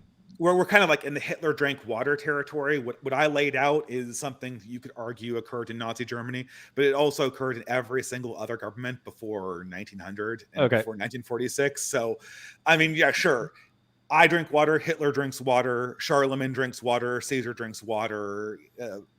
Peter the Great drinks water. Frederick the Great. I don't think that's fair because you're talking about water. It's all the same thing. It's all the coronation oaths all feature the exact same thing. Like, I will defend these people against foreign invaders and blah blah blah blah, and make sure that their people persist across the generations. That's always the coronation, and obviously I'm loyal to God and their religion. Right? These are always the coronation oaths. Okay, so I have about 15 minutes until I have a hard out, so I want to get in before we're out. What I would point out is that, monarchs and dictators or leaders or Caesars or whatever, that was a huge feature of most of European history. I would agree there. What I would say is that the most stable, the ones that lasted the longest, the ones that didn't get their heads chopped off, had constitutional power distributed, and they had checks on their power. So if we're talking about the fall of the Roman Empire, constitutionalism. Yeah, we're also talking about England. Just one of the few monarchs that didn't get their heads chopped off. England during the time of Augustine, which was the time we were talking about, was getting invaded by several barbarian hordes. They weren't writing constitutions or anything resembling a constitution until the Magna Carta in the 13th century. There is a 1,000-year difference between those two time periods, or not exactly 1,000 years, but more like 800 years. Yeah. What the hell are you talking about? These were all monarchs that did not have constitution. And 1300 to 2020 is fucking what? 700 years. Yeah, it's of continued power. There's more difference between the time period of the fall of the Roman Empire and when they wrote their first constitution than there is between the Magna Carta and us. Well, hold on. This actually brings up an interesting historical question. Like, you're right. England was sacked multiple times by like Normans and Vikings and all that kind of shit, and now we don't differentiate between people at all. They're all Anglos. So, like, are Hispanics sacking the United States of America similar to the Normans? I mean, if you're asking me whether I want to share the fate of the Celtic Britons when the Anglo-Saxons invaded, I'll say no, thank you, because most of them lost their lives. And their culture really only persists in like Welsh culture and some Cornish culture. So yeah, like genetically, they got mixed into the population, and there's like lineages there from the old Celts, and they're obviously in very large capacities in like these places like Wales, where I think there might even be a majority Celtic DNA. But most of them just got wiped the fuck out. So forgive me for not like saying like goody goody gumdrops. This is do you think Hispanics are conducting themselves in a similar way to the Anglos and the Normans? Well, the thing is that the initial waves of migration into the Roman Empire conducted themselves not horribly either. Right. The issue is not necessarily that any given population is like, you know, brandishing battle axes. The question is that when the financial system falls apart and the trade barriers go down, what is the probability that you're going to look at your neighbor and see them as part of a common people or see them as a rival people? And that's and that's why I go back to this whole common perception of history. That's why it's important for the Algerian to see themselves as part of the French Empire. Because if the French state falls, like the Algerians are loyal to the French state because the French state's paying them and giving them money and providing them with a lifestyle that's way better than they'd have in Algeria. If that ended tomorrow and the money and the lifestyle were gone, blood, what would happen? Like, would they be loyal? Would they look at see their French neighbors and see like, we are all Frenchmen? Or would be like, no, they wouldn't. That motherfucker was the guy who invaded Algeria, right? They wouldn't, and that's why they're not assimilated, despite the fact that right now they obey the law and speak the language and pay their taxes and do all the HR. No. This is really interesting, and I'm gonna take that calculation into my worldview with the debt bomb. Is once the debt bomb explodes, whether that's in the United States of America or in Europe, what happens to the sense of egalite, liberté, and fraternité when you don't know where you're getting your next meal, right? I say it goes to the bin of history, like it always does. Sure, and honestly, like I've lived a hard enough life that I know that morality is about 3 missed meals away from being thrown in the bin. So what I would say is that I think that there is a opportunity of alliance, or a greater opportunity of alliance between Christian or Christian descended Hispanic Americans and Christian or Christian descended Anglos or whites than there is, I don't know, people from Algeria and French people. I think that cultural bridge is easier to gap. I mean, it's again difference in quantity, not qualitative differences. But also, people from South America have lots of grievances against Anglos, and you hear about them all the time. I'm sure they do. But during the actually, summer hold on. I would love for him to enlighten me on that. All right. Can you enlighten me on the Hispanic grievances against but Anglos? First, can I ask you? Are you not aware of like Chicano grievances against Anglos? Have you never encountered this? No, I haven't. So you haven't heard like, you know, the idea that we took the southern half of the United States from Mexico? Yeah, and you haven't heard complaints issue. Okay, so you have heard these complaints then? Yeah, because mostly we were fucking around. Because but there are some people who believe them without fucking around, and that's what I'm trying to communicate here, right? Well, I'm sure with your drinking buddies, like suck at war. Well, what's the difference between that and Polish who had grievances against Ukrainians and vice versa? Now they're being best friends. You know, history. They were fighting this week. Not that much. Not that much in comparison to what happened before. They do hate the Russians more than they hate each other. That's Yeah, true. and that kind of hate unites. So when it comes to the summer of love that we had back in 2020, what I at least found was it was a lot of the Hispanics that kind of stood up to the looting that was going on in their areas. And I think that that's kind of a sign that they do have certain values as far as, keeping their property safe and not allowing crime to interfere in Being their industrious. neighborhoods. Yeah, like, what's wrong with that? I think that there could definitely be, if things get bad, an alliance among a lot of the Anglos, as you say, Dave, and people who are, from Latin America, who share religion, who share sort of a culture. Industrious Latins. Yeah, like, why wouldn't that work? Look, I mean, one of the most popular right-wing memes is the meme where they talk about the new races of America, and one of them is Hispanic Teutons, like the merge between Hispanics and Teutonic Catholics. But like, and I don't like, and obviously, I come from a religious community that is heavily Hispanic, and I don't want to downplay the possibility of new alliances. But you talk about pulling the trigger on these ethnic differences, you're talking about playing with fire. And if the only thing that's keeping you in alliance is because you hate someone else more, that's going to mean a lot less when shit hits the fan and you're competing more locally for resources. Okay, hold on. I got a meme real quick before we let kind of wrap up. But like, you understand that like most internet Nazis are fucking Hispanic, right? And like the most like recent like fucking Nazi shooter was fucking Mexican. And also that one Anakin meme where it's like, at white race savior, you're browner than I expected. Like there's like a shitload. Like, I'm not saying those are the kind of people that I want to ally myself with.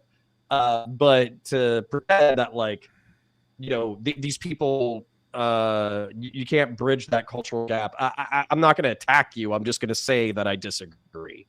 There was one comment that I got to read before you go, Counterpoints, from Dylan Walker, who screamed, "Their areas, Lev." So his point was that the Hispanics were protecting their particular areas. My only point would be, if shit hits the fan, I'm not sure that they're going to go to war against areas that are not theirs. I mean, I assume that there are going to be certain scuffles here and there, but I'm not really sensing that much danger from people who have, like the Christian sense of morality that's been imbued for, hundreds of years already. And sure, you could say culturally they are going to be different, but it's like, so what? Like, things have been pretty decent right now, and I hope things continue to be decent.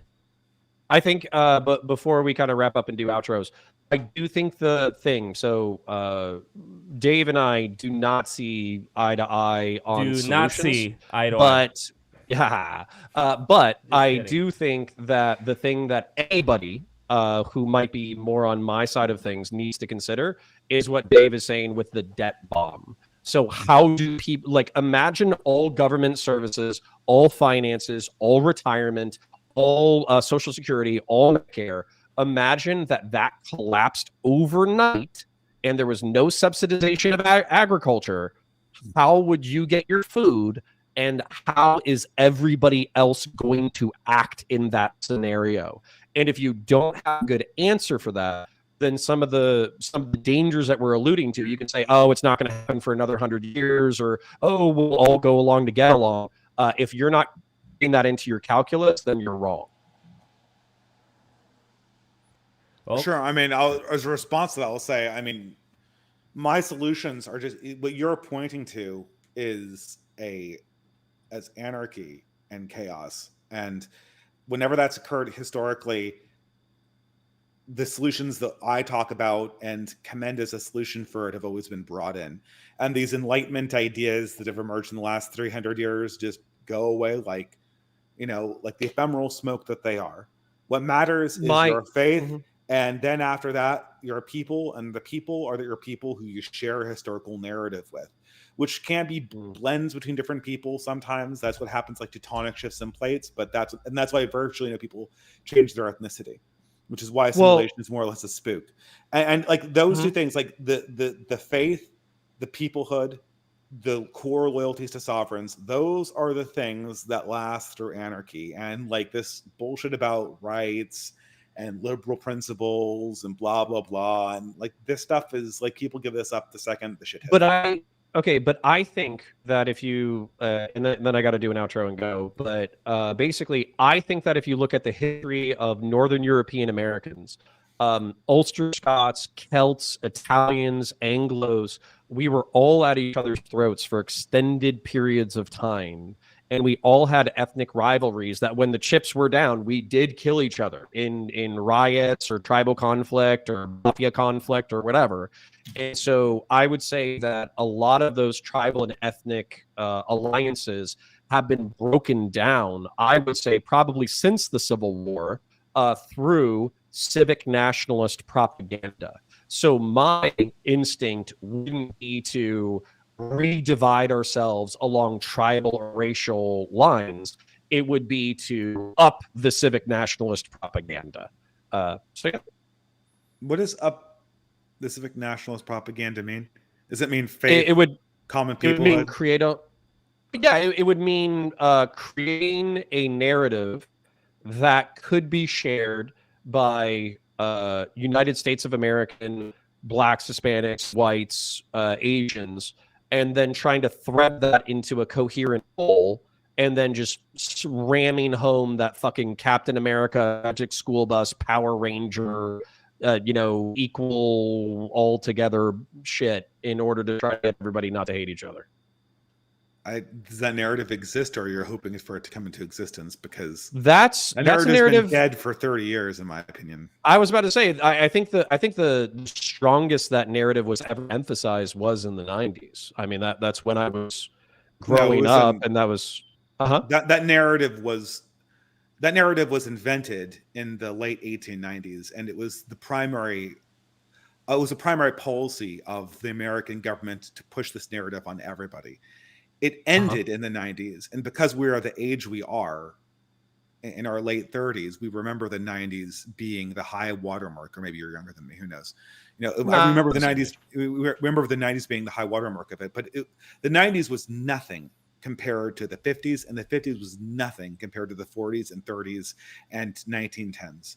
If you go to the kind of talking about Bioshock like Infinite, broad racial animosity, Bioshock Infinite patriotism, I'm talking about like America as a common people and ethnicity. If you go back and see what was going on when we fought World how War much commies we had like in the 20s, 30s, and 40s. Yeah, but I'm talking about in mainstream culture. I'm not talking about like intelligentsia. Dave, people in Greenwich quick Village, right? Quick rebuttal. We can do this again. As much as I might have saying words to you, I did have fun. I would say that what was lacking in the 30s, 40s, and 50s was the fact that people who were outside of that narrative, blacks, were largely not a part of that narrative. They, if you look at 30s, 40s, and 50s patriotism, I don't even think they were an afterthought. I think they weren't even mentioned. Yeah. And when we tried to integrate that more broadly, the whole thing fell apart. Well, I can do a better job. Yeah. No, I think you can. I'd like to see that, right? Mm-hmm. I'll work on it. All right, Counterpoints. Before you go, what do you got to promote? What is next for Counterpoints? What can we expect? Yeah, so if you're into science fiction or science fantasy, type in Counterpoints 40K to your YouTube search browser. That is my most popular content by far. And we have a really good time exploring. You think this era is grimdark? The era of the year 40,000 is infinitely more grimdark. So go ahead and check that out. Also, I'm launching a second channel. It's a political channel. I re-uploaded all my old content there. Counter Fire. That's where you'll see political debates such as this. And then finally, I have a channel called Counterpoints. It's very small, but I'm trying to post high-quality essays to those. They're all linked in the description of the main channel. So if you're interested in that content, then go ahead and check it out. And I appreciate it. And Dave, I'm sorry for calling you retarded. If you still think I'm retarded, that's totally fine. But I did have a good time. I apologize for using so many pejoratives in this talk, Counterpoints. It's okay.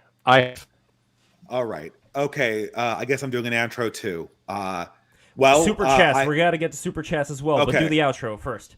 I'm sorry to jump in. I got to go. All right, guys. Later. I guess I'll stay with the super chats, but you can find me at Fiddler's Green at Substack and then the YouTube channel The Distributist, and that's it. I talk about culture and politics, and there's a large community of people in the same thought sphere that I cross promote, but I can't promote them all at the same time. So check out any of us. You're friends, in other words. So Yes. before we get to the super chats, I do want to follow up on what Counterpoints was talking about earlier with the racial animosity that was going on, like in the 30s, 40s, 50s. I would assume that when something goes on for that long, and when you have like the segregation and all that, things are going to bounce back. And I think we're still at the point right now where what's bounced back has not found any kind of equilibrium. Well, yes, we have like the Democratic Party and have various left leaning activists that would kind of use that racial animosity for, certain gain. But my only point here is that maybe it's worth kind of keeping in mind that this might as well have been yesterday that we had this kind of racial animosity, and maybe it should be something to consider from what Counterpoints was saying, that could possibly be worked on as far as something like civic nationalism goes, just because it's been an incredibly short amount of time. I don't know. What do you think? I don't. The thing is the whole civic nationalism project. I mean, look, I kind of missed the boat on this because my parents came after this project already, or my father's side, I should say, came after this project already failed. The whole idea that we would create a common American ethnicity fell apart in the 1960s. And then in the 1990s, we were like, well, maybe we'll do it again. And then we were like, oh, just kidding. We're doing like the 1960s over again. I don't think you can pick this thing up because at this stage, an entire generation of new leaders has been educated in pouring gasoline on identity politics stuff. And they don't actually believe in a common American identity that means anything.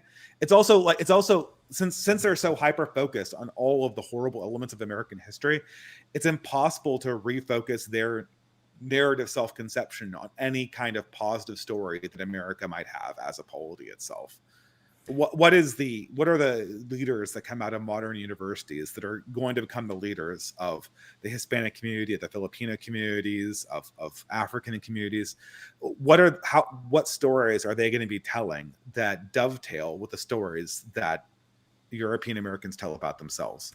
Well, almost none at this stage. Even more so, though, I think a lot of the European Americans that are coming out of our institutions today, they don't happen to share that mythology. I don't really think it's that often that you would get people like, let's say, back in the Founding Father days, where they would have learned, all of the classic philosophy. They would have been interested in, like the secrets of the universe, to put it mildly. And I think today, I don't think that's on the mind of a lot of these leaders. I think they're kind of on autopilot. So in a way, when you were asking, like, what is this quality of being an American as opposed to being something else? Personally, I think that it was a project where there was an emphasis on figuring out what existence is. Maybe that's too haughty of me to say it that way, but I really think... it's religious. I mean, religion would be a good way to restart it, right?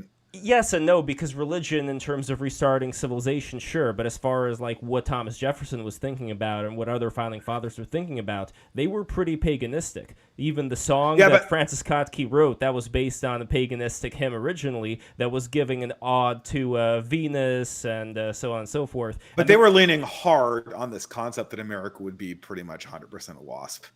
If you look at their other documents, these guys, they thought maybe Germans, maybe the odd, Eastern European swarthy person. Yeah, like but I don't myself, think they were familiar with right? a lot of these people either. But then in the beginning of the 20th century, you had Italians, you had Irish, you had Jews that were coming into this country, and they did want to emulate what the WASPs were doing. There was still like this culture of, buildings with, the fucking columns and, all of these things that I find to be very psychedelic personally. Like people talk about, you know what I mean? Like people talk about the Burning Man.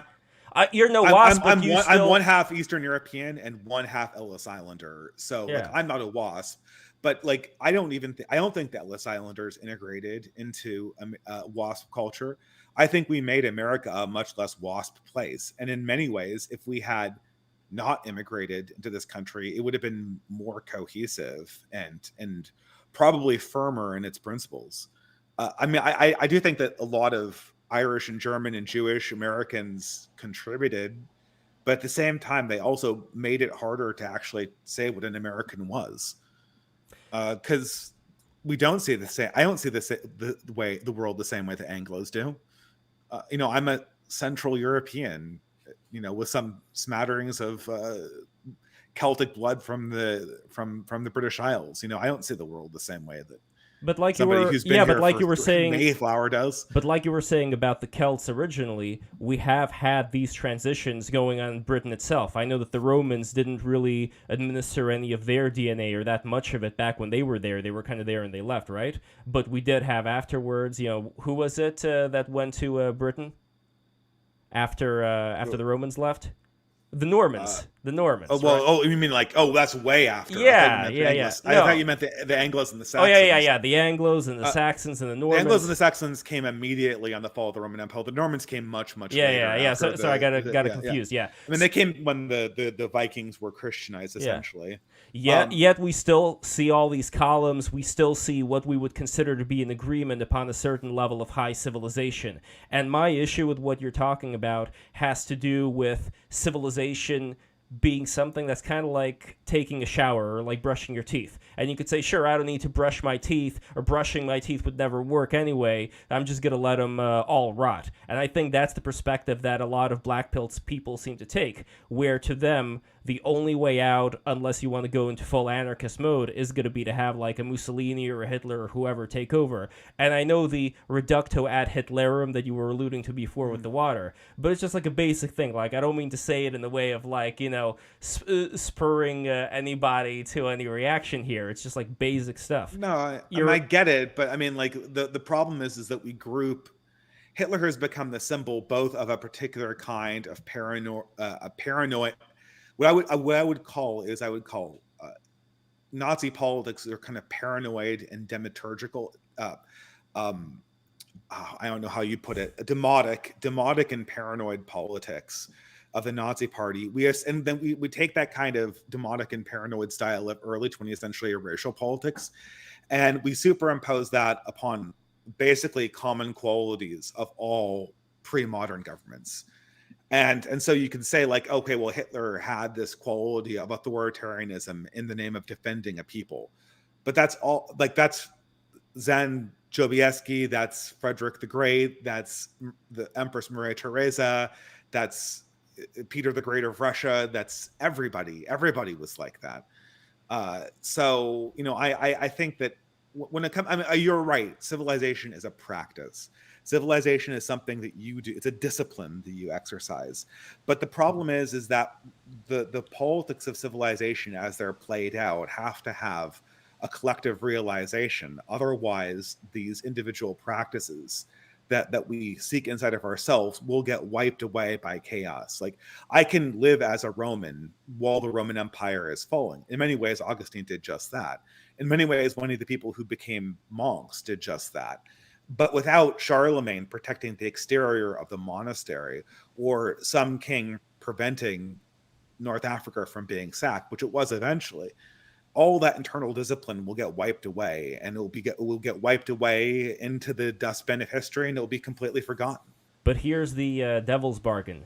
If you're thinking that there's going to be some kind of a Charlemagne, we also have to keep in mind, number one, technology, that the time of radio communication that we got with Hitler and Mussolini, and not to mention Stalin, it's very different than the times that happened before, where things, from if I'm not mistaken, were a little bit more localized. Things took a little more time and a little bit less efficiency to do things. For example, like systematic democide.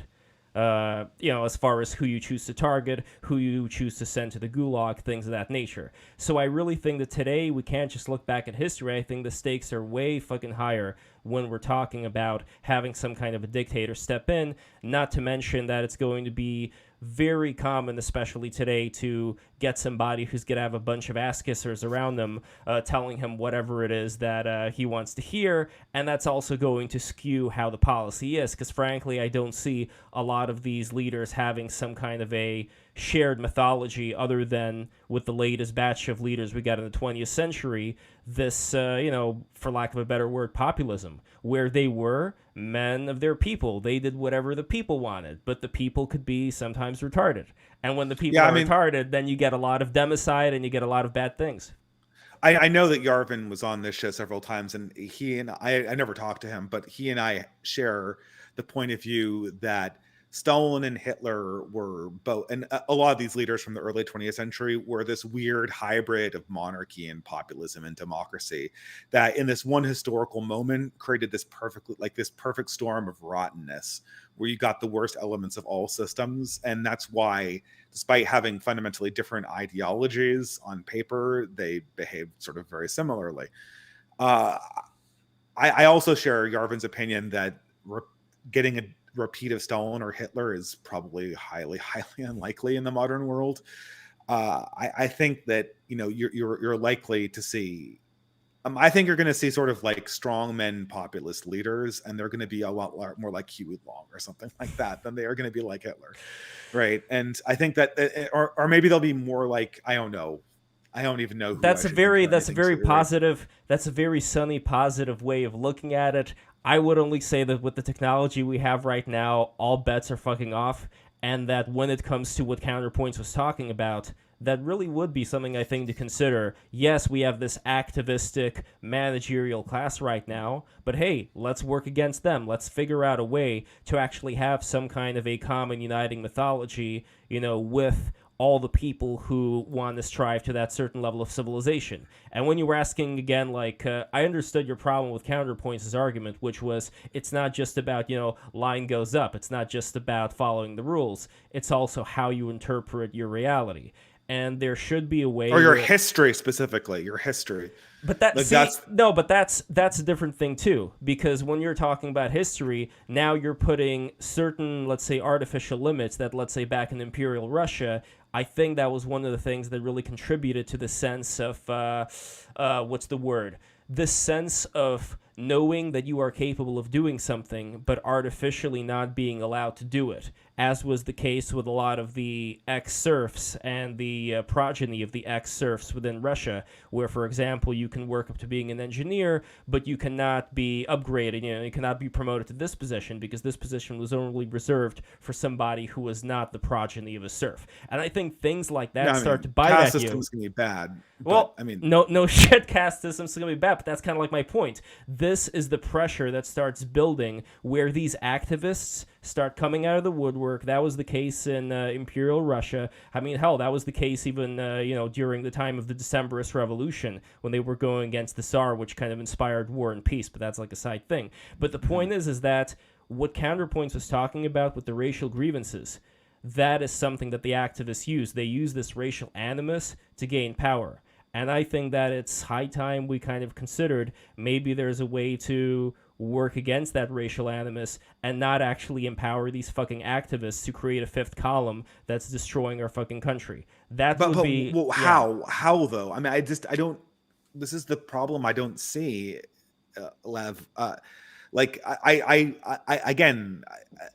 People always confuse this. I'm not here to destroy multiracial societies. I'm here. I want to save them. But the thing is that what you have is the incentives are for identity politics in our systems. Like that's where all the political incentives are right now. Even if you got rid of some of the strong civil rights stuff, like affirmative action, well, that's quote unquote gone. But I mean, if you really got rid of it and not just like, oh guys, you really shouldn't do it.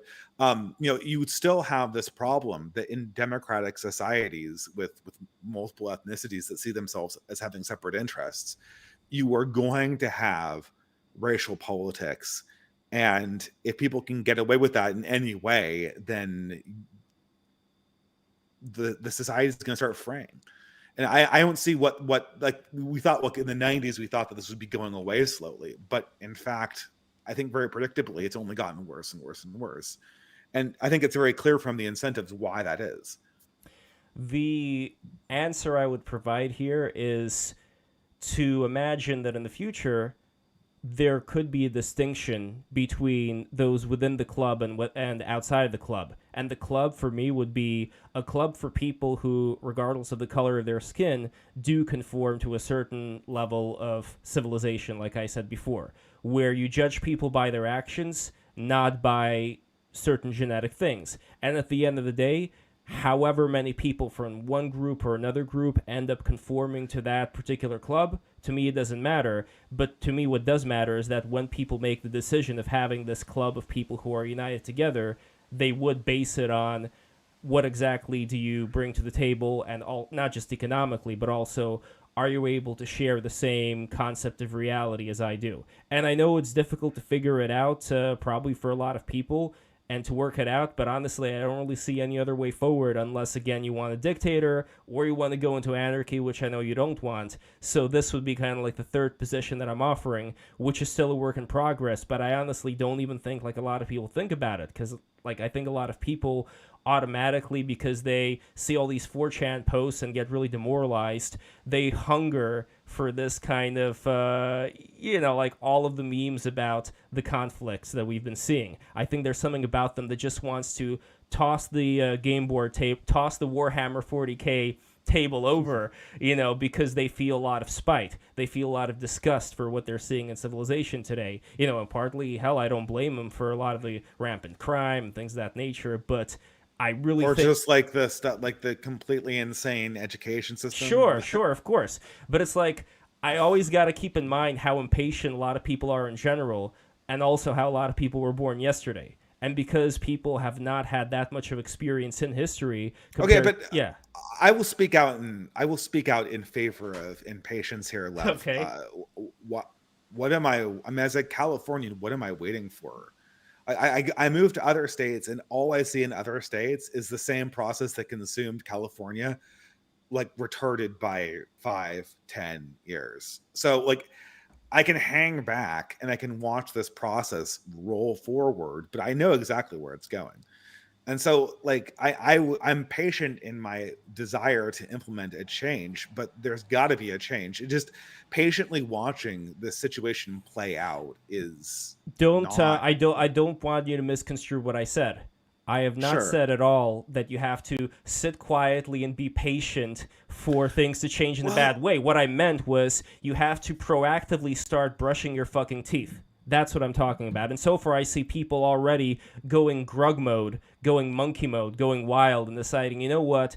Fuck this civilization. Fuck this liberal democracy bullshit. We're just going to go either full NatSoc, or we're going to establish our own compound somewhere or whatever. Not a lot of people are doing that, to be honest. But you know what I mean? Like, the intention is still there, I think, of a lot of these people to say, I am going to completely reject any attempt to be proactive at doing something that's not going to involve me at my most animalistic state, because I think a lot of people have bloodlust too. A lot of people don't know where to put their energy online. They're just clicking away all day on the keyboard. So it's like, what do you want from them? Of course, they're going to be very bloodlusty when it comes to that. And that's why I like having gentlemen like you on the stream, people who are more reactionary, because I think it is important to kind of confront that and see, is this really what we got to work with? Or maybe there's some other way. Because you got to admit, people have that bloodlust.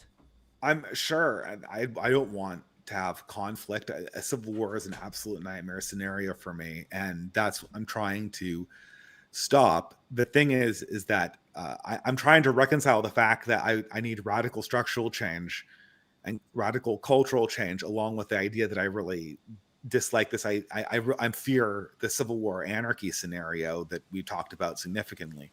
And so when you're trying to accomplish radical structural and cultural change without having a war or anarchy, then the sort of Yarvin style monarch appears as being the thing that answers both questions. And I'm not 100% sold on this, because I think it would probably look something like a Roosevelt or something like that. But I don't know, man. I mean, something has got to change about this system, because it's going to fall apart. And there's no way that you can sustain these levels of mass migration and this level of inflation and this level of debt and not have the authority structure of the government kind of collapse in on itself. One comment over here before we get to super chats from Jeb Reggie, who of course has an anime avatar. See, that's the other thing, by the way. A lot of the younger people today, they have the anima, as Carl Jung talks about, of wanting like this life with like the anime waifu. And you know what? I don't see anything wrong with that. To each anima or anime waifu. Anime, it's both. It's an anime anima. You know, it's like the inner female that That's they want meta. to. Well, exactly. I mean, you've seen that. You know, a lot of the 4chaners with the ad. I mean, it's like such an old hat thing. But anyway, Jeb Reggie says Dave is the least bloodlusty person ever, but he says how he sees it, which people don't like. And you know, it's wrong for people not to like it, because there's nothing I think more important right now, especially, than having people put up their best arguments for not only shit hitting the fan, but what they propose to do in that situation, instead of having it be relegated to a particular, let's say, corner of the internet where everybody already agrees with each other. Because if your goal, Dave, is to figure out exactly if there is some other way than just having this Curtis Yarvin style king come in, then I think more of these kind of conversations are needed. I don't think we're going to be able to solve it this instance, but I'd definitely love to have you back for another one. One thing that people talked about, like Aaron talks about this, like, well, maybe there'll just be a bunch of DeSantis's, like state governors will kind of become the authorities. I like this idea. I just don't see it as workable until states control immigration to their state, because if you have millions of people hopping borders and there's this hot potato thing with migrants in between states, that is going to mean that the federal government is going to decide who votes in state elections necessarily, and they'll be able to manipulate that. All right, well, to be continued, and we got the tittling turtle here, not a super chat, but I Tilting. Tilting. I had to say it. Hey, Dave, hey, Lev, tell Dave I think he's hot. Now I'm going to turn that around. That's my wife. Hey, Dave, I think, tell Lev I think he's hot. That's what it's going to be from now on. Anyway, okay, sounds good. Anyway, we got the super chats over here. So, SNES and MT Meneal, $5. With the holidays coming up, I need new arguments to use at the dinner table. Thank you both. So I will pass that thanks along to Counterpoints as well. Nathan Harger, $4.99. Lemon Party podcast fan here. Big fan of the R word. Do you know Lemon Party, by the way, Dave? No? Lemon Party. Go to lemonparty.org right now. Make sure it's full screen so that everybody Okay. sees I have it. no idea what that is, so I'm sorry. I have no idea what Lemon Party is. Okay, well, Hopefully it's not something that's bad. all right, find out about Lemon Party later on. You know, it's a very influential political party. But the podcast is also called Lemon Party, that this guy has a name, and he was the producer of the Tim Dillon Show. You know Tim Dillon? I'm No? so out of the loop. I'm sorry. No, it's all right. Your mind is full of other things. But great podcast, Lemon Party. I highly recommend everybody to check it out. It has absolutely nothing to do with politics. It's just kind of, you know, friends getting together and, you know, just riffing and being retarded, and it's really fun. Anyway, Giga Mango Fanta, $5. America is not a liberal democracy, but rather a constitutional republic which engages in limited democracy to elect its leadership. What say you, Dave? A limited to democracy to elect its leadership. What does he call this again? I'm trying to find the super chat here. Well, I don't know. I mean, limited democracy has some problems with it in the sense that it's still manipulatable by demographic change. And the other thing is it's like, it's not really necessarily the function of voting that's always the problem if it's restricted in the way this person is implying. It's the mythology of democracy. The idea that what gives the government its legitimacy is the fact that a lot of bodies inside the country endorsed its policies. And while it's very, very important for the government to have the loyalty of the people and to feel like they embody the people's interests, this idea that ultimately the policy decisions come from the bodies that occupy the physical state, that's what I see as being the problem, because the bodies that occupy the physical state don't own the decisions ultimately. Very few of them do. So that's why most historic democracies, quote unquote, or republics have been very limited franchise. And I don't know, maybe you could make this sort of mass democracy work, but it's very hard to see how in an era like ours, in my opinion. Anyway, next super chat. No, that is something to think about. We got Glass Cake, by the way, who is a patron of the Lev's Lens Substack. So if you guys want, I know that there are Substack fans of Dave here. If you guys check out levslens.com, you will not be disappointed. Glasscake is a paying member of that, and he says, establish the American house of common good or common God. I don't know which one he meant there. I guess, Dave, I don't know if you are for the position of having an American house of common God or not. Oh, no. That I highly advise against generalized religion. Generalized religion is like Christian rock. It ruins both the Christianity and the rock. Oh, no, so that's... I don't think we should have general. being- I don't think like ecumenical religions never work. Right? I was such an idiot. That's not what he wrote. Glasscake Okay. wrote, establish the American House of Commons. God damn it. I didn't see the S after Commons. So the common God, what the... All right. Well, I mean, yeah. I guess I don't see how that's so different than like the House of Representatives, but I mean, you know, the English version of this worked because of a common form of aristocracy and noblesse oblige that was part of that culture for 500 or 600 or 700 years since the Norman invasion of England, and that was able to successfully transform into something that looked kind of republican in the 17th century. So I don't know if you could replicate that. It's very difficult. Yeah. It is awfully tempting, though, because think of all the good things that we got from having this kind of republicanism. I mean, we are still living at a very unprecedented time in history. I mean, the fact that we're able to communicate like this during the Norman conquest, they didn't have this ability. So I'm just saying, let's not take for granted the kind of freedoms that we have to enable us to do this, and thinking like, and I'm not putting words in your mouth. I don't know if this is not what you're saying.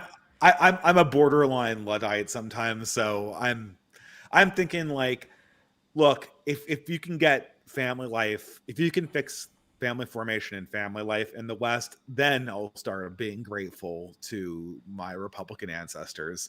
But if the idea is you're going to dump an iPhone on my lap and then have a generation that abolishes itself through low birth rates or no birth rates, in the grand scales of history, I find it difficult to be grateful for that, even though it feels good while you're experiencing the decline.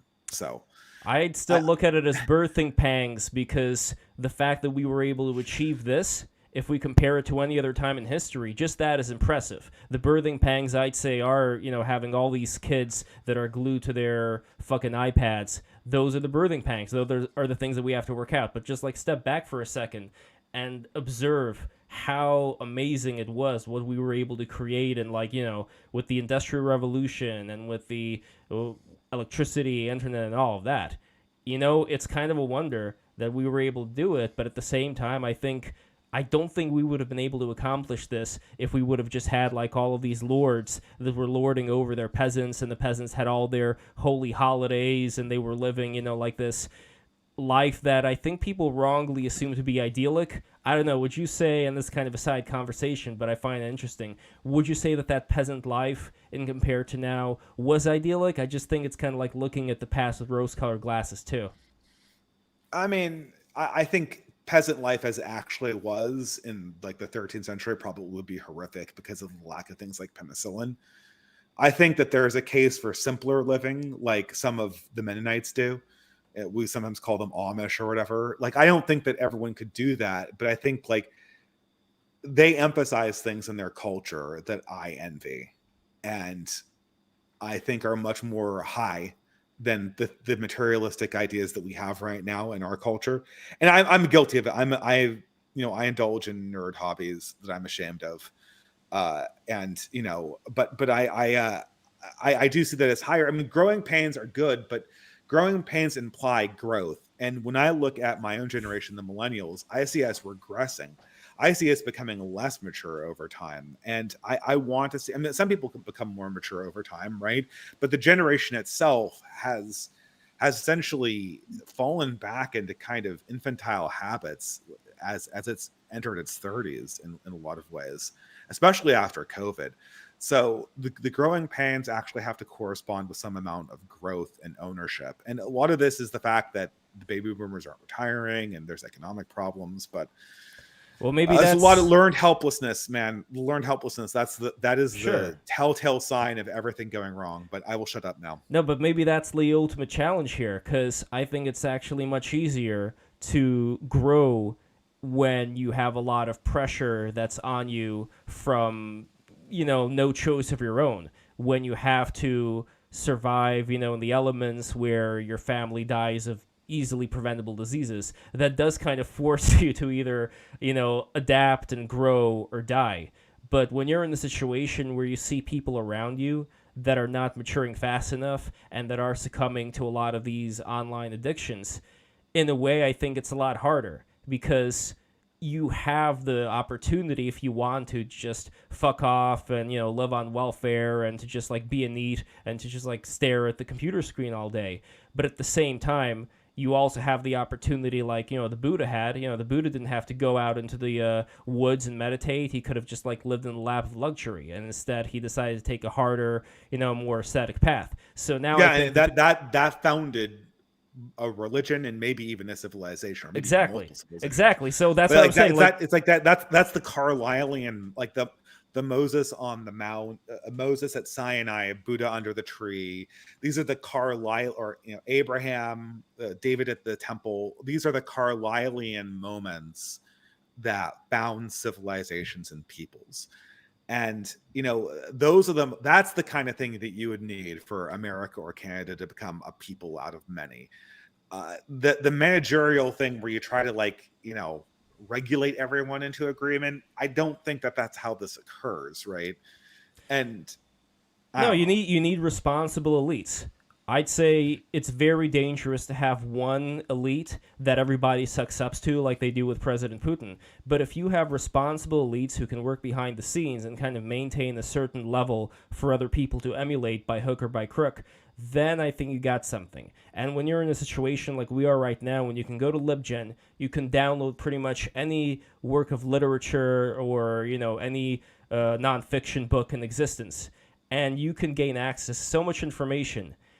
You could compare the ability to do that with what most people are using the internet for. Most people are using the internet for the complete opposite, just to waste their mind. So that, I'd say, is the ultimate example of somebody with all the opportunities in the fucking world at their fingertips and the ability to change reality from using them wisely, as opposed to just being like probably 99% of the people and wasting time on this thing. So that's why I'm saying, yes, it's not a great time for most people because most people are going to be sucked into the Matrix. I don't want to go like Andrew Tate here. We're talking about the fucking Matrix, but you get what I'm saying, right? Yeah. So that would be my white pill for the night, ladies and gentlemen. That we do have this opportunity. But anyway, I'm going to get done with the super chats over here. Any final thoughts on that, by the way? No. Well, let's get to the more super chats. I want to beat a dead horse. Here we go. Vile Van Gogh. I like that. Vile Van Gogh. $10. Big fan of Dave, but don't get the disdain and hostility towards Counter. He's less liberal-brained than some of the characters you talked to in your past. Is it because his name sounds like Contra? No, you are right. I feel a little bit bad for exploding on Counterpoints and getting triggered by him.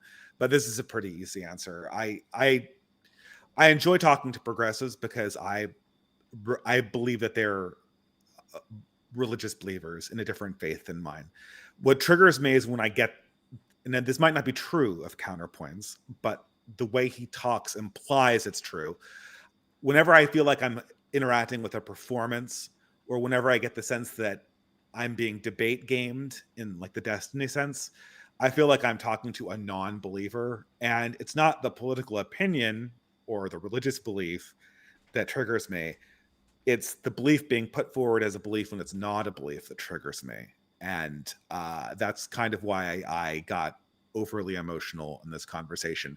I'm not saying that it's true about Counterpoints, but the way he was speaking implied it was, and that tends to irritate me when I feel like I'm being gamed. Like, I won't say fucked with, but when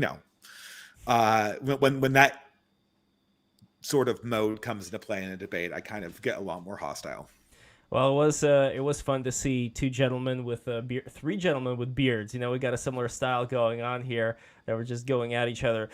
Glass Cake, by the way, again, a great patron of the Lev Substack, which is levslens.com. New right for the Constitution, freedom of sniff. Just had to get that out there. The Yes, old Biden. the old sniff posting. Next one over here. We got two left. Endemax, $5. Big fan of Dave. He's clearly correct about demographic destiny. How do civic nationalists just ignore historical evidence?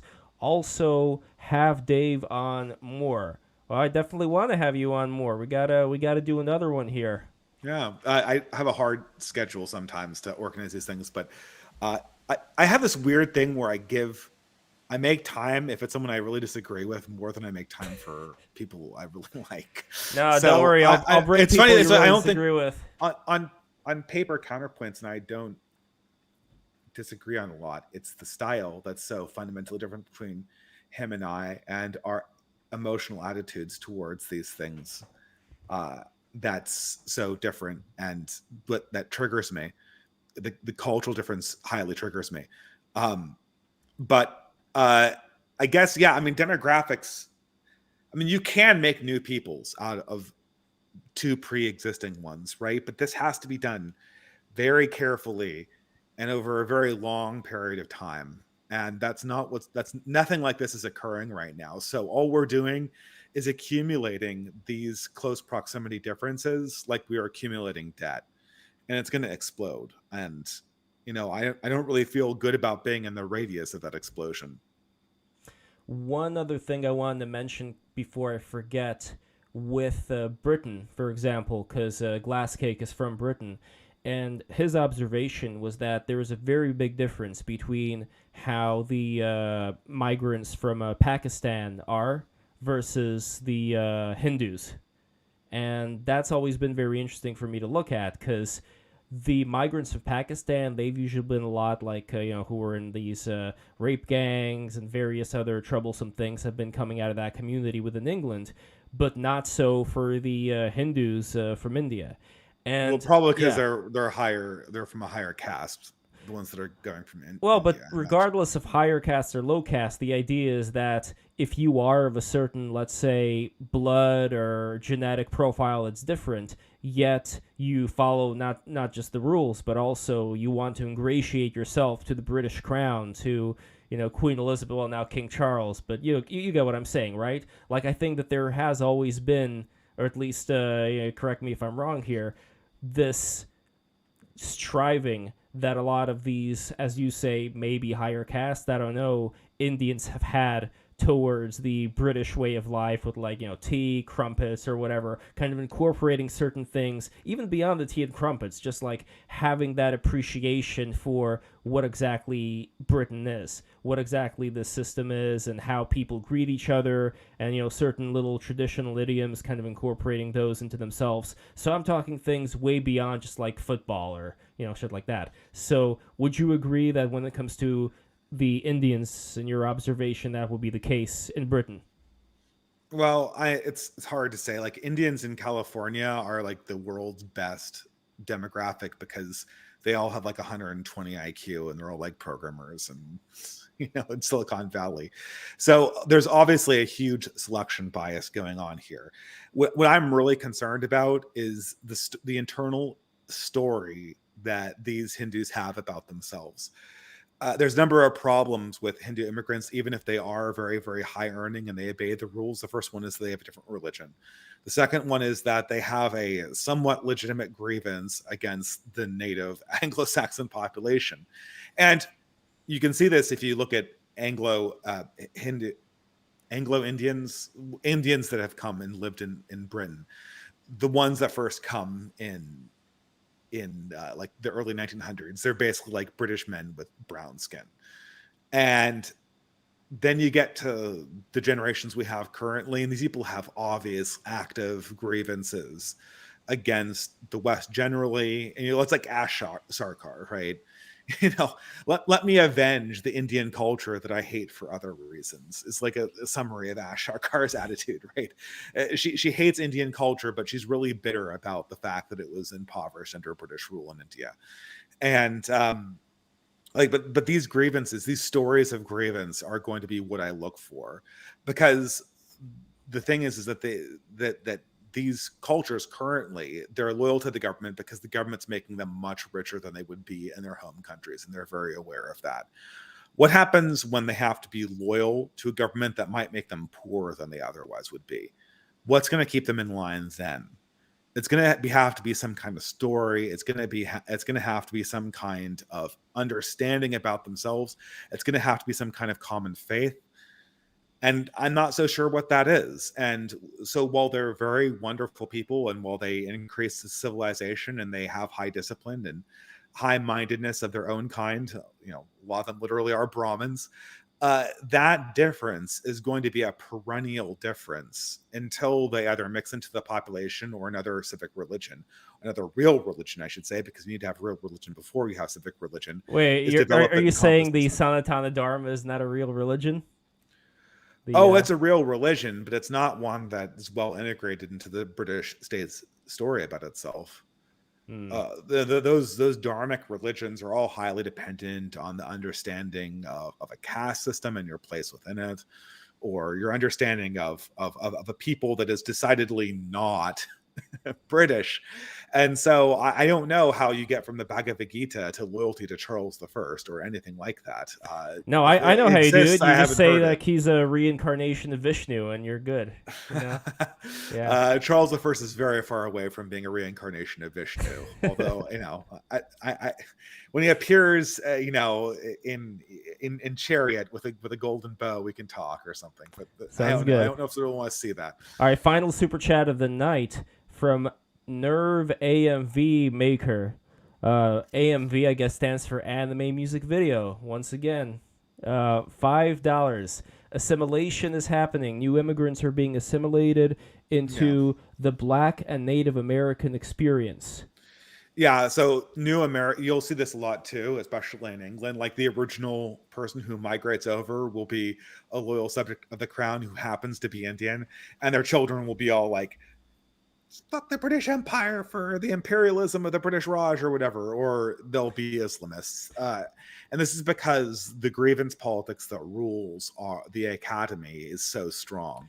But that you'll have people that come from, and they'll assimilate into like Asians do this too. Like you go to Berkeley, like Asians in Berkeley, like these are the richest population in the entire United States, the richest demographic subcategory, and all their kids are like, let's tear down the West. But here's something that I think you're missing here. Some of the biggest proponents of that shit are also WASPs, are also self-hating WASPs. Oh yeah, it comes. I mean, Garvin's right. It comes from the self-hating. So then, what are we even talking about here? So then, the problem with that Indian lady that you were saying, that is the symptom of the same disease that's currently in our university system, and that's something that should be rallied against. And I think people are, like with certain things that are happening, at least at a local level with the United States, the parents going to the school boards, like, give it time. Like, I know you're being impatient here, and I understand your reason. I'm worried about it's like, okay, so I know you have people who are like 130 IQ, self-hating. So the 130 IQ white social justice warrior, right? And then the 130 like Indian social justice warrior, right? Like they're both kind of similarly idiotic, bad ideas, right? But the thing is that there's a feedback loop in the Indian's case that does not exist with the social justice warrior who's WASP. So the social justice warrior who's a WASP goes back for Thanksgiving. She tells all this grievance politics shit to her, like, beer swilling relatives who are, 80 IQ knuckle draggers. And they're like, shut the F up, you liberal, I'm not going to buy any of that. You have the Ashtar car types go back and tell a similar story of racial grievance to their 80 IQ knuckle dragging people.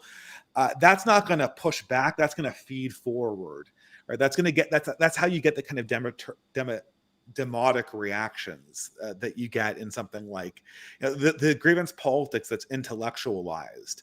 When that gets fed into people who are of much lower IQ, it's human nature to play along with it if you're the aggrieved party and you're the party that stands to gain from some kind of redress of these grievances through something like reparations. And that's how you have like high IQ concepts of reparations emerge in Berkeley and Harvard, and then they obtain their low IQ version in the streets of New York, where it's like, I'm going to, strike back against my racial oppressor because X, Y, and Z. You have all these people who are like Black nationalists. These people are, high on fentanyl. They have none of the concepts, but they're echoing thoughts that they got secondhand from intellectual people higher up the food chain.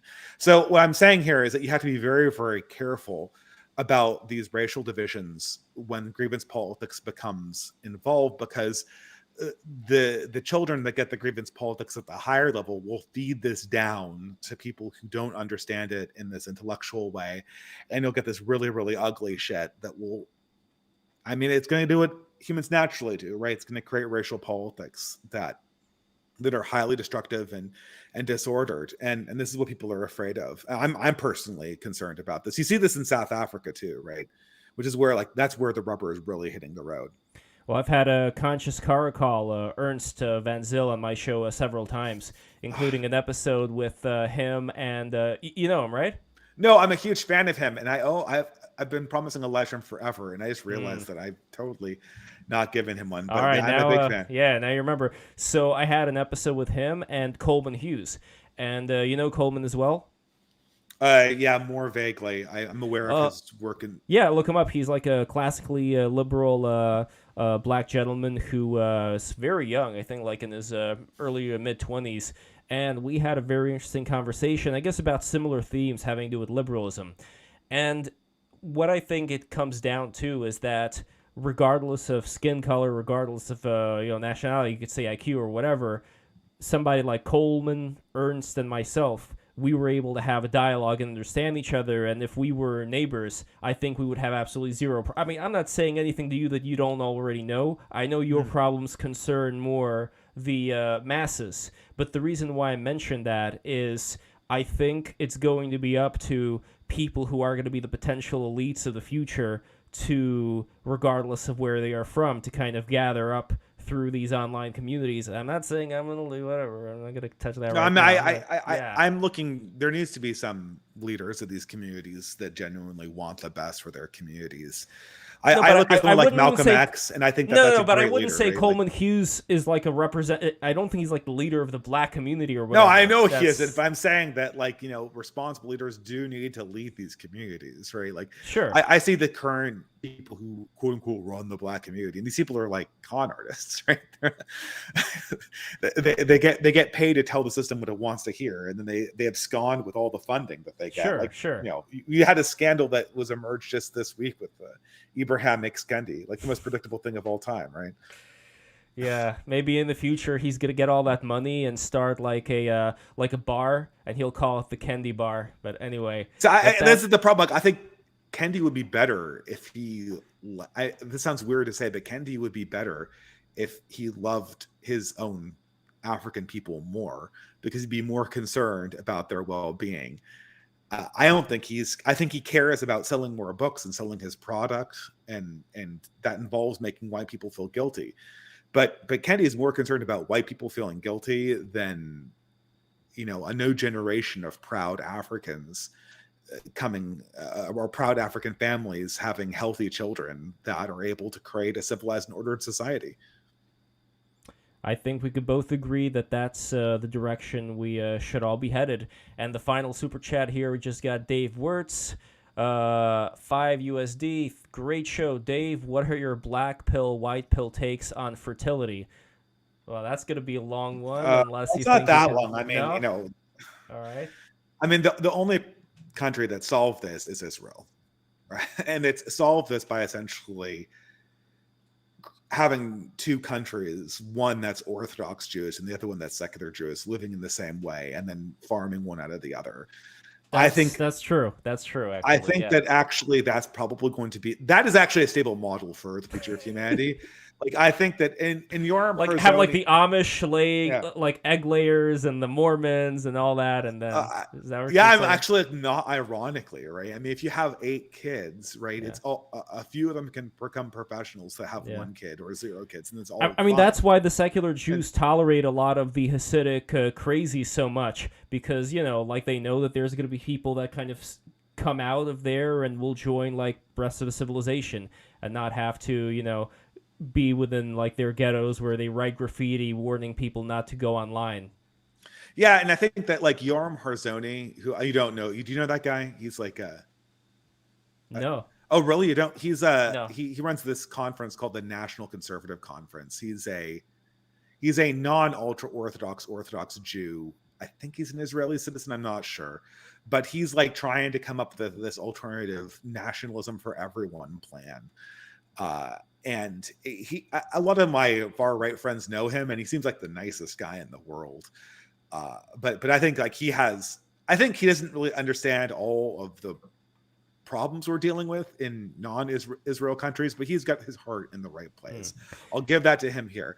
And for fertility, I mean, I don't know.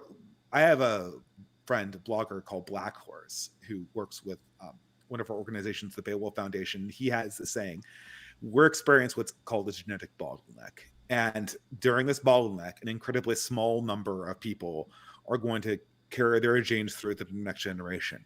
And then once we get through this bottleneck, which will involve solving the social security collapse and the birth rate collapse, because they're the same problem, then we'll normalize to a new system where people will have more children. But we're going to have to figure out what the heck works. And everyone's goal should be to be part of those few people who actually contribute to the next generation genetically or in a positive mimetic way, as Dawkins would say. Well, mimetic-wise, I would also say that one of the things that I found Israel has going for it as well is they aren't like this ethno state like I think a lot of right-wing people assume, where their second language in parliament is Arabic, where a lot of, their army, it has, people who are of Arabian descent, some of whom are Jewish, some of whom are, sometimes Muslim as well. But the idea still here is that there is this civic nationalist idea that's kind of covered up by this LARPing of a Jewish state. So at least that's the impression that I get of what's going on. Obviously, I mean, they do have a Jewish state, right? I mean, it's a Jewish state. That's great. Yeah, but it's like, you got to do a little song and dance, and then okay, now you're Jewish. Now you get to go and live in Israel. It's not as difficult as people think it is. So I mean, from the outside, it looks like it's working to me. I would find that no, but here's the thing: the way that it works is that you don't have like these very regimented laws that say, because you are of this DNA, you are never allowed to be part of this. Because like I said before, I think things like that create rifts and they create fifth columns. Instead, what you have is certain tendencies to like, we're Jewish, and like if you really, really want to be Jewish, you got to like do all this stuff. But then, hey, now you're Jewish, and that's good. And that way, I think, is the best way, because you end up judging people not by these things that they have no control over, but precisely by things they do have control over. But I to say this here, like Lev, I actually kind of agree with you. But like the framing you're examining this problem in, I just think it's fundamentally. Like it's true, but I think you're looking at it the wrong way. I don't want to be condescending. Like we're looking at this through the mode of policy. And what makes Israel work isn't policy. What makes Israel work is that I have never met an Israeli who did not believe that the Jewish people were a thing and then they needed to continue on into the future. And when I talk to Germans, and when I talk to French people, and when I talk to my own native Californians, they don't. And so it's like Ibn Khaldun, the famous Arab philosopher, he had this concept called asabaya, right? Asabaya, the belief in your own people's vitality. And Israel has some of the asabaya, and the West has absolutely freaking none. And we can reformulate this spiritual deficiency in the West in policy terms like you're just doing. But the problem is that what we're taking is a spiritual problem that exists in these people, and then we're redescribing its results in policy as a second order consequence. Like I said, like we have this conversation about policy with Counterpoints. On paper, policy-wise, Counterpoints and I do not disagree. But the thing is that I understand that the problem that we're dealing with right now is a fundamental issue with being able to assert ourselves as believers in a faith and as carriers forward of a people. The faith one being the more important because it operates as a predecessor to the latter, which is why secular Judaism itself isn't sustainable, but I'm not going to get into that. Well, I mean, like as Israel demonstrates, right? You need to farm your guys off of the people who believe, right? And that's the thing. Like we can agree on policy, but until Europeans and Westerners believe both in God and in their collective role in the future, then all of the policy in the world isn't going to make a hill of beans difference. And that's why I always say like this is a war of belief, right? It's a war of belief, and that's the fundamental thing, right? Well, all I'm going to say now is to be continued because I think this is a very interesting conversation. Where it can go from here, you guys have got to find out on the next episodes to come of Break the Rules, the only show where we bring people together. And again, like policy-wise, I get what you're saying, but the fact that they do have like a leeway for other like non-Jews to become Jews, super duper important. Super duper important. I believe in respecting minorities. I'm a big believer in respecting minority populations in your country, but different issue. And we'll see that. You do. Not a lot of people do, especially those young ones with that whole bloodlust, and you know that, and I know that. young men are going to be young men. That's one thing and there will always be an Andrew Tate. There will always be an Andrew And England. that's why dictators are dangerous, because they can use all those young men and wreak havoc. You know that. You're blaming monarchy for something that's always present in all societies. There always will be people who feed men's sexual and bloodlust, and they will always exist. They exist in Israel too, right? So look, that's the reality, and this had to deal with it. We got to work it out in such a way as to prevent the most bloodlust from coming out in the worst ways, right? I think we could definitely agree on that. Mm-hmm. All right. Yeah, I'm sorry I got so spicy on your stream, but... No, I love the spice. Let the spice flow. That's what I say. Okay. Well, sounds good, man. Thanks for having me on. And where could people find you before we go? One last plug I'm here. on the Distributist on YouTube, and I'm Bidler's Greene in Substack. And again, I'm part of a broader community that writes about this stuff. So we're around. I'm sure you'll see a lot of us in the future because these ideas are growing in prominence. So yeah, that's my work. And before we go, patreon.com/breaktherules. Listen, if you guys want this to keep going, become a patron right now. And if you're in New York City, if you become a $20 patron, you are going to get invited to a lot of these exclusive events and also exclusive online events as well if you are outside of New York City. MP3s of the episodes after they come out. And lastly, go to levslens.com. That is the site for my Substack. Look at my Substack articles. Dave, if you haven't had a chance to read my latest one about Elon Musk and the ADL, and Keith Woods, I highly recommend who deleted his entire, by the way, archive on the internet. I don't know if he deleted the Internet Archive or if Elon Musk asked the Internet Archive to delete his entire Twitter history. Like, could you delete your entire Twitter history? I have a personal friend of mine who never wants me to speak the name of Mr. Woods in public. So out of respect for him, I've kind of steered around this particular controversy with him and the ADL. So yeah, no, that's not even my point, even though I write about it. My main point is if you go to archive.org, and maybe you don't know the answer to this, but I'm curious if anybody else does. If you go to archive.org, would you be able to request your Twitter, now called X, internet history to be deleted? I don't know. It seems like you'd have to have an in, right? What was that journalist for The Atlantic that everyone makes fun of? Taylor Lorenz. Didn't she get her internet history purged by the because her daddy or grandfather or uncle, whoever owns it. Well, I mean, I guess maybe you have to have that, right? Yeah, well, all that I'm saying is that if this particular individual right now, if he's out of all the fucking people, if he's the one that Elon picks for being the go-to guy to talk about the ADL, and then his entire history of anti-Semitism, except for bits that I was able to find and put in my article, by the way, were completely hidden by the Internet Archive, that tells me that there is a bigger conspiracy afoot. But anyway, I will leave you guys to that. levslens.com. That's where you go. That's the Substack. Read the article today. And